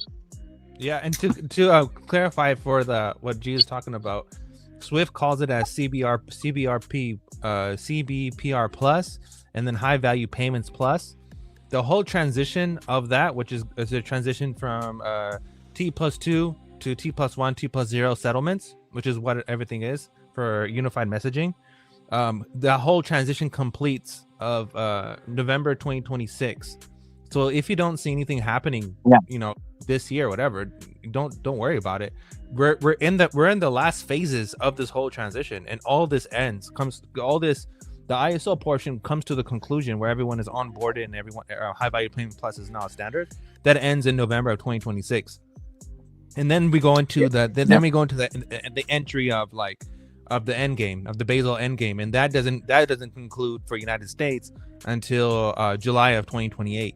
So we're literally we're getting into the juicy part, which the banking people like to call phase 2. So we're entering phase 2. Bro, you're fucking juicy, dude. Yeah, and Upsider, Upsider is crazy because it's just a million market cap. I mean, it's fucking tiny. Yeah. Yeah. No. It's still tiny, but I've been in it for 9 years. I if it's green across the board, and I don't care how small the market cap is, I'm like, okay, I'm just gonna wait for the sentiment to kind of get low on it, so or at least some retracements. I was lucky to get Upsider before the and some of these virtuals projects like Tibber and CYAI, the Solana agents that's over there. I was able to get into that before this X402 hype happened, but now it's okay, I shut up about that because people are just chasing pumps at this point. We're looking for deep reds. Always looking for deep reds. Nonstop. Nonstop. Bro, shout out to the 383 watching. We love you guys. You guys are just growing. Love it. Crank up that fucking diesel. Crank up that motherfucking diesel. Crank up that diesel. Let's go diesel. Let's go, dude. All right, so if you guys are joining in late, we got Dagnum PI. He's the Dag Master. Let's fucking go. He's giving away a decent wallet right the fuck now. Hashtag decent. Throw that shit in the chat. So give you guys a couple more seconds to just to put some hashtag decent. Go ahead. And just to put some respect on his name, Dagnum PI is the Dag Man. He is the all-knowing Dag Man. If you want to refer to someone you have a question about Dag, go follow his channel. Go hit him up. Go give him a follow on X because he has all the sauce. He is the sauce man for Constellation. Yeah. Sauce man, we got a Constellation guy now. Fuck yeah, Dag, you ain't going nowhere, motherfucker. Let's go. So we got a decent. We'll figure out the particulars later. So once one of you fuckers wins this, we'll figure it out amongst ourselves and addresses and privacy and all that shit. And we'll make sure it's sent. Buster might end up handling that shit if you're down with it, Buster. But because we are, we do the rub. So if you didn't know, Dagnum, Uncle Buster has a rub line. So barbecue. Let's go. And another thing about the Blue Castle, we love Dags. Oh, we love Dags around here. Oh, it's all connected, dude. This show alone is what literally, bro, it's connected all the dots from Quant to fucking H-Bar to fucking SHX to Stellar to fucking all boats, dude. All boats. It's crazy. Just go ahead. Follow me back on X, Dagnum. That way we'll get this to whoever it goes to. Bro. Yeah, Uncle Buster's the shipping man. He's the one who ships everything. Yeah, but he has the descent, so I can't send that. Yeah. Right, but you got to earn Dagnum's follow, Buster. Yeah. So you run it through Buster because follow out of Dagnum PI. Let's go. Bro, that's his handle, guys. That's his handle. He's the captain now. Right there in the comments, right there, the handle, get Dagnum PI, get him, we had all the links in the comments, but I'm sure this is not Dagnum's only appearance on this show. We'll have some fun times in the future. Oh, for sure. We do it every Sunday morning, which is this, PST, 11:11 PST, coffee time, and then we have another show on Tuesday night, PST, that's 5:55 p.m., so 6 p.m. PST, and that's called XRP Boardroom. So both similar shows, but we tear shit up. And it's a fun audience. But without further ado, we got the decent giveaway, and we're gonna get the fuck out of here because we're approaching 3 hours. So hashtag decent, do it now in the chat if you want your chance to win a decent wallet. Go ahead and put that in there. Hashtag DECENT. Boom. Let's run it, guys. Come on, let's run it. So we're gonna go ahead and do that. I got new sounds in this bitch. I'm gonna try them. Hold on. Yeah. Hey, you gotta announce.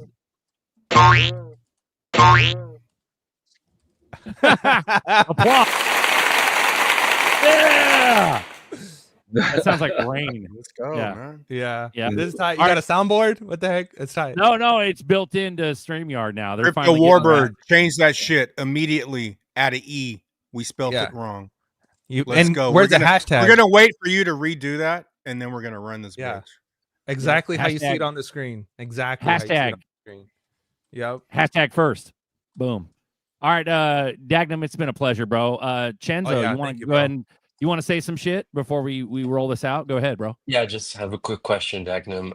Thanks so much for all your knowledge.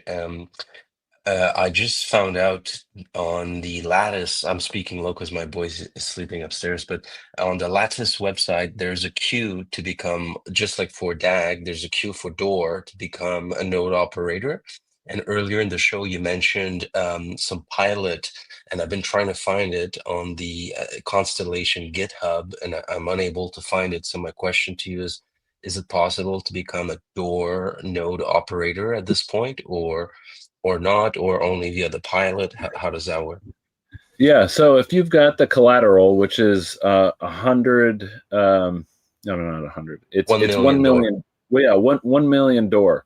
If you've got the collateral, what you'll do is you'll put it in your Stargazer wallet and then join the queue, And then I think they're going to in the next couple of weeks they're going to onboard everybody that's in the queue. Yeah, so they just do that as an ongoing thing, right? And then they'll take a look. But if you look, if I go, where's the door metagraph itself? So you can see here, right here, the validators, right? So there's 20 people right now. And so that's one of the other reasons why it's way more profitable to run a door node than a DAG node, because DAG, there's like 200 or 300 validators, and so like right now you're just splitting the pot with 20 people versus 200 people. Can I one question to piggyback on this one? Can I do Stargazer on a mobile to do because right now my Stargazer, the extension sucks. It freezes up all the time. Mobile, I don't have an issue like it, the wallet doesn't freeze up, but I get ejected. Like I'll sign in and then it'll crash. Is it a Brave thing or use Chrome? Don't use Brave browser. Use Chrome. Use the actual Chrome browser. Yeah, use a better experience. use Chrome for the Stargazer wallet. It's kind of like Decent, where they want you to use Chrome to like update the firmware. Yeah, exactly. Yeah, yeah. Okay, that's probably why. Yeah, because Brave probably doesn't force the updates or whatever, and they have updates to the Stargazer wallet all the time. Dagnum, real quick, can you? Oh, sorry. Go ahead. Go ahead. No, that's it. I was done. Say, can you show the exact process of adding yourself to the queue if someone wants to get $1 million door and be added to that queue? Not the letter Q, but QUE, like you're in a line, right? Yeah. If we can show that to people, that way it's easier for them to like figure out how to do it. Yeah, but if I share the screen, don't share any. Don't dock yourself. No. Well, I don't give a fuck. I mean, when I'm sharing, I don't. That's hilarious. But I can't share the entire screen, and so it cuts off like that top portion, right? So when I do share screen, share window. Well, if you share window, it'll show your bookmarks and whatever the fuck's at the top of your browser. So. Okay. But yeah, like Chenzo, he's legit, but he's also a sniper. This fool, like he knows, he's smarter than the average crypto investor. So, but if one of these other guys, like some of the old timers, he's been back. He's already So you guys see. So you go to lattice.is, right? Okay. There it is. Yeah. Right. And so you can see here so you can see here's the extension, right? So you log into your Stargazer wallet on Chrome. Yeah, on Chrome. Yeah. Right. So here's DAG Nation, right? So this is the and so this is why I didn't care, because this is all publicly available. Like I posted this at it won't show your wallet. We can't see your wallet. We don't see any wallet pop up. But I'm doing share screen. I know. No. It doesn't show it. It's a separate layer. So when you start doing your wallet, it doesn't show it. It's for privacy. It's like a separate window. Yeah. So it's okay. I thought it was doing share entire. I know, but it won't do it for privacy purposes. It does not do it. It literally treats it like a separate layer. It interprets it as a different screen. Yeah. So essentially, you're just tell us what you're doing. You're clicking on the Stargazer. Okay, so I'm clicking. Yeah, so I'm clicking on the Stargazer wallet. Man, I thought there was a way that I could share the entire. You are sharing the entire thing. What I'm saying is that they deliberately do not let you show, or it does not show for some reason when you share it. It doesn't show a layer, that one layer that pops up as your wallet. It's like a secure thing with Chrome and it Brave. just doesn't. Yeah. Yeah. Okay. So what you would see is you would see the balance in here, and you would see the 1 million door tokens that I have, right? And then so I'm signed in on the Chrome, and then see right here where it says connect wallet. You would connect your wallet, and we're going to go to Stargazer, and then bam, it's connected. Okay. And then you would go down here to the I believe it's in the rewards programs. It is. Yeah. And then we're not the DTM. Oh, here we go. Door node operator program. And then you would click the program, and you would connect your wallet, which I've already done. Right. And so that's why I'm in the queue. Right. So you would just connect here. Okay. So the website is lattice.is. Period. Lattice.is. Yeah. Okay. And they I believe any week now are gonna take everybody that's in the queue up to the to become a door node, and then you just set up your node, and then you get rewards. How do you get notified? Is it on that website, lattice.is? It'll Yeah. walk So you through they'll ask for your Discord handle, and then that's where they're gonna reach out to you. so you got to have Discord to do that too. So a lot of the boomers in there don't have that shit. So we'll have to talk about it on the next show for sure. Discord, what? Yeah, no. The reason why I come, Dagnum, I'm telling you, bro, it's literally the Dunning-Kruger effect. Is where your everyday operation level is on such a fucking high level that a lot of the people that watch this are just like dudes that have like XRP, XLM. They want to get in this ecosystem. The funds are there. They just don't know how to get into this shit. They don't know how to run. Yeah, those. and so like that it. is one of the things that I think is really going to change for mass adoption is when it all happens without you having to do anything. And we're not quite there yet. And whoever it was that was talking about DREC, which Constellation is part of, I mean, it's things like that that's going to help facilitate mass adoption, because so one of the great things about crypto is it's so fucking secure, but one of the shitty things about it is it's so fucking secure. So if you lose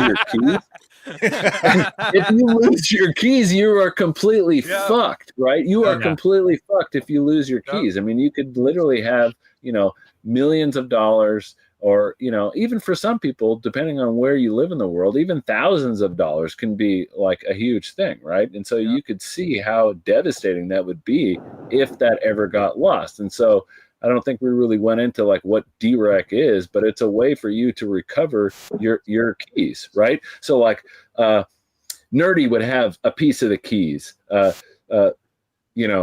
like everybody in here, Uncle Buster would have a piece of the keys, right? And then if I ever lost my shit, I could go back to these trusted individuals, like maybe your work would have a piece of it. And then all of a sudden, bam, you recover your assets, because everybody would have, bro.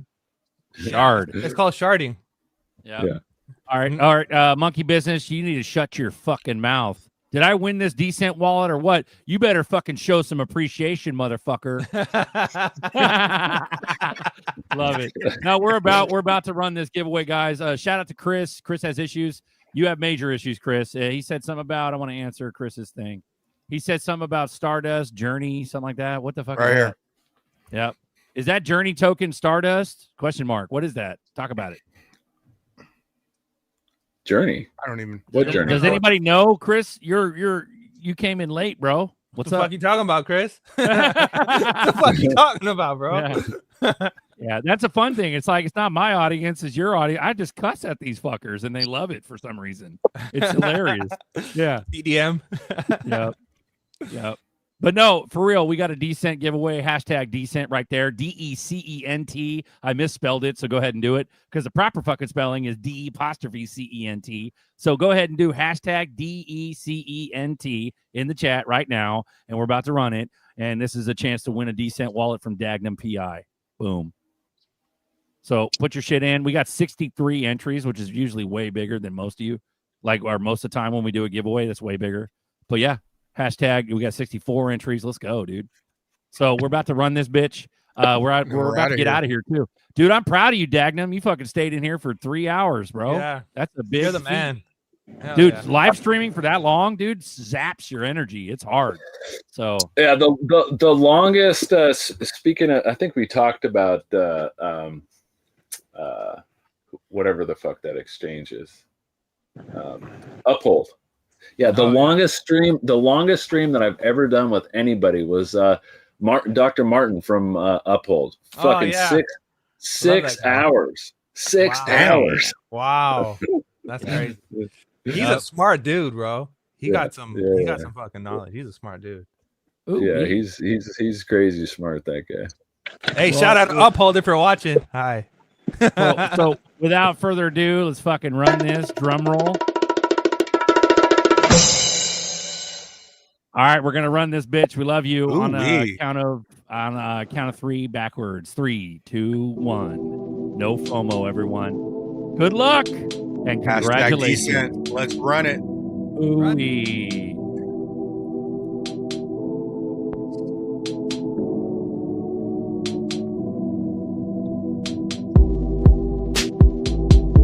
Boom! Josiah, hell yeah! Cheers to you, man. Josiah Turner, congratulations! You got a decent wallet.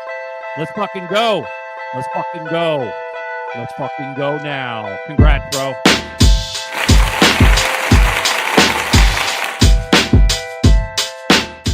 Nice. Bro, it's been a pleasure, boys. Thanks for the great show today. Chenzo was on deck forever, too. EDLT, thanks for coming in, bro. I know you had to work. Also, Dagnum PI, you're one of us. Welcome to fucking coffee time. One of us. One of us. Yep. One of us. Thanks for having me on, and real quick, last thing, Joshua, whenever that dude gets his thing, if he tags me on socials with his fucking wallet, I'm going to load him up with some up, and I'll load him up with up, dag, and door. Oh, that's a triple whammy, bro. Josiah, you motherfucker, Josiah. I should have entered the contest. You better stake that shit on his node. Let's go. Yeah. Any last words, guys? You got anything? G, Chenzo, Dagnum, thank you, brother. Thank you for accepting the invite and hopping on.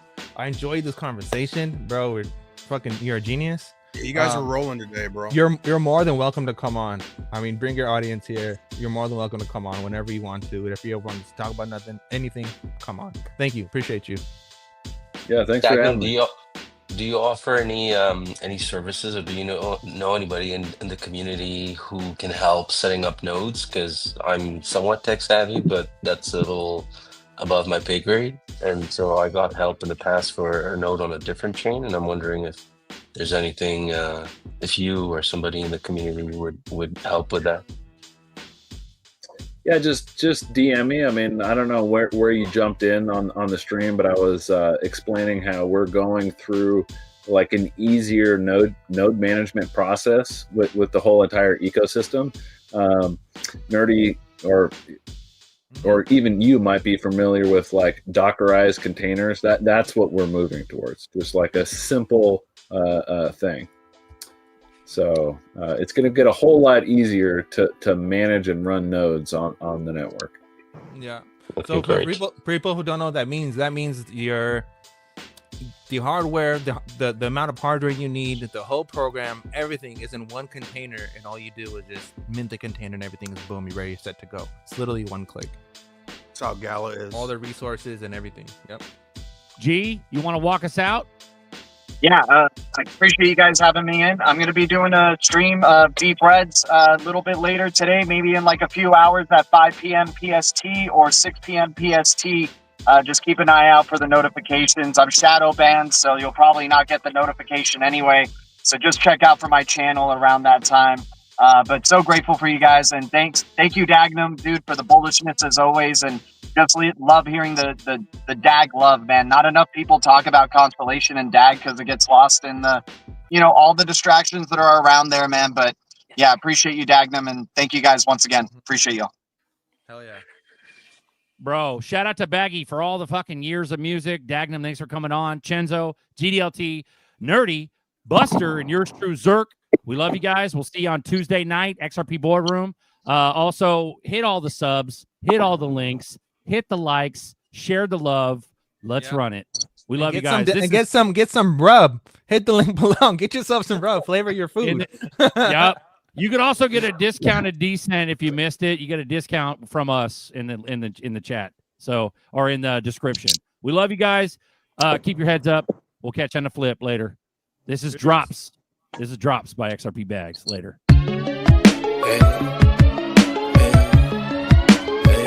Better get these drops in.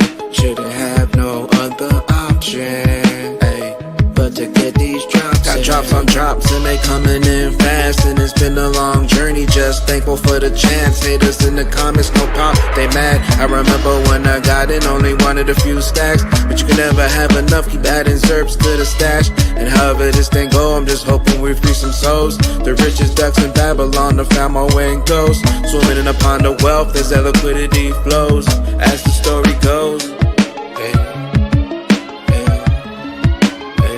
better get these drops in. Shouldn't have no other option but to get these drops in. Better get these drops in. Shouldn't have no other option but to get these drops in. Throw them ballots on chain, they can't rig it no more. We don't want these chemicals, we don't want these GMOs. We don't want this government dope, let our children all go. Cause it's drop by drop, that's all we got. So stay planting them seeds and collect your crops. Cause what you put your mind to, they can't stop. We once slaved away, now we punching off that clock. And it's BYOB, be your own boss.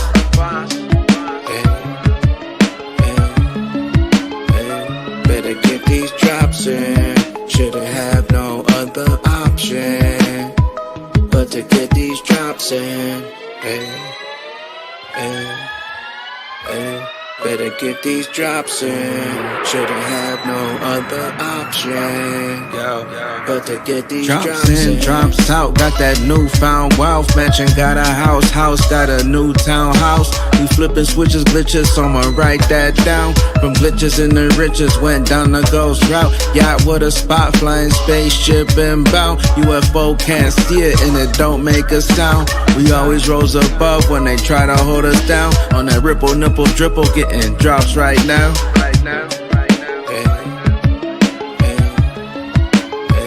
Better get these drops in. Shouldn't have no other option but to get these drops in.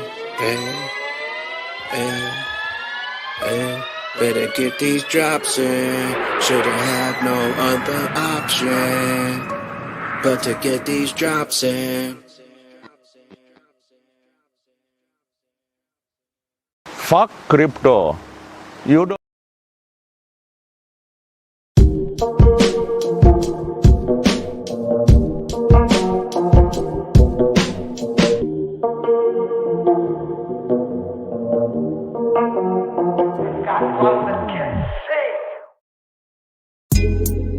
Coffee time with Berserker and Uncle Buster. Doors open. Good to see you. You know where the coffee pot is. This is Berserker. Yo, this is Uncle Buster. Get a cup. Let's talk crypto. Yeah, dude. This coffee's bomb. Nothing comes between me and my XRP.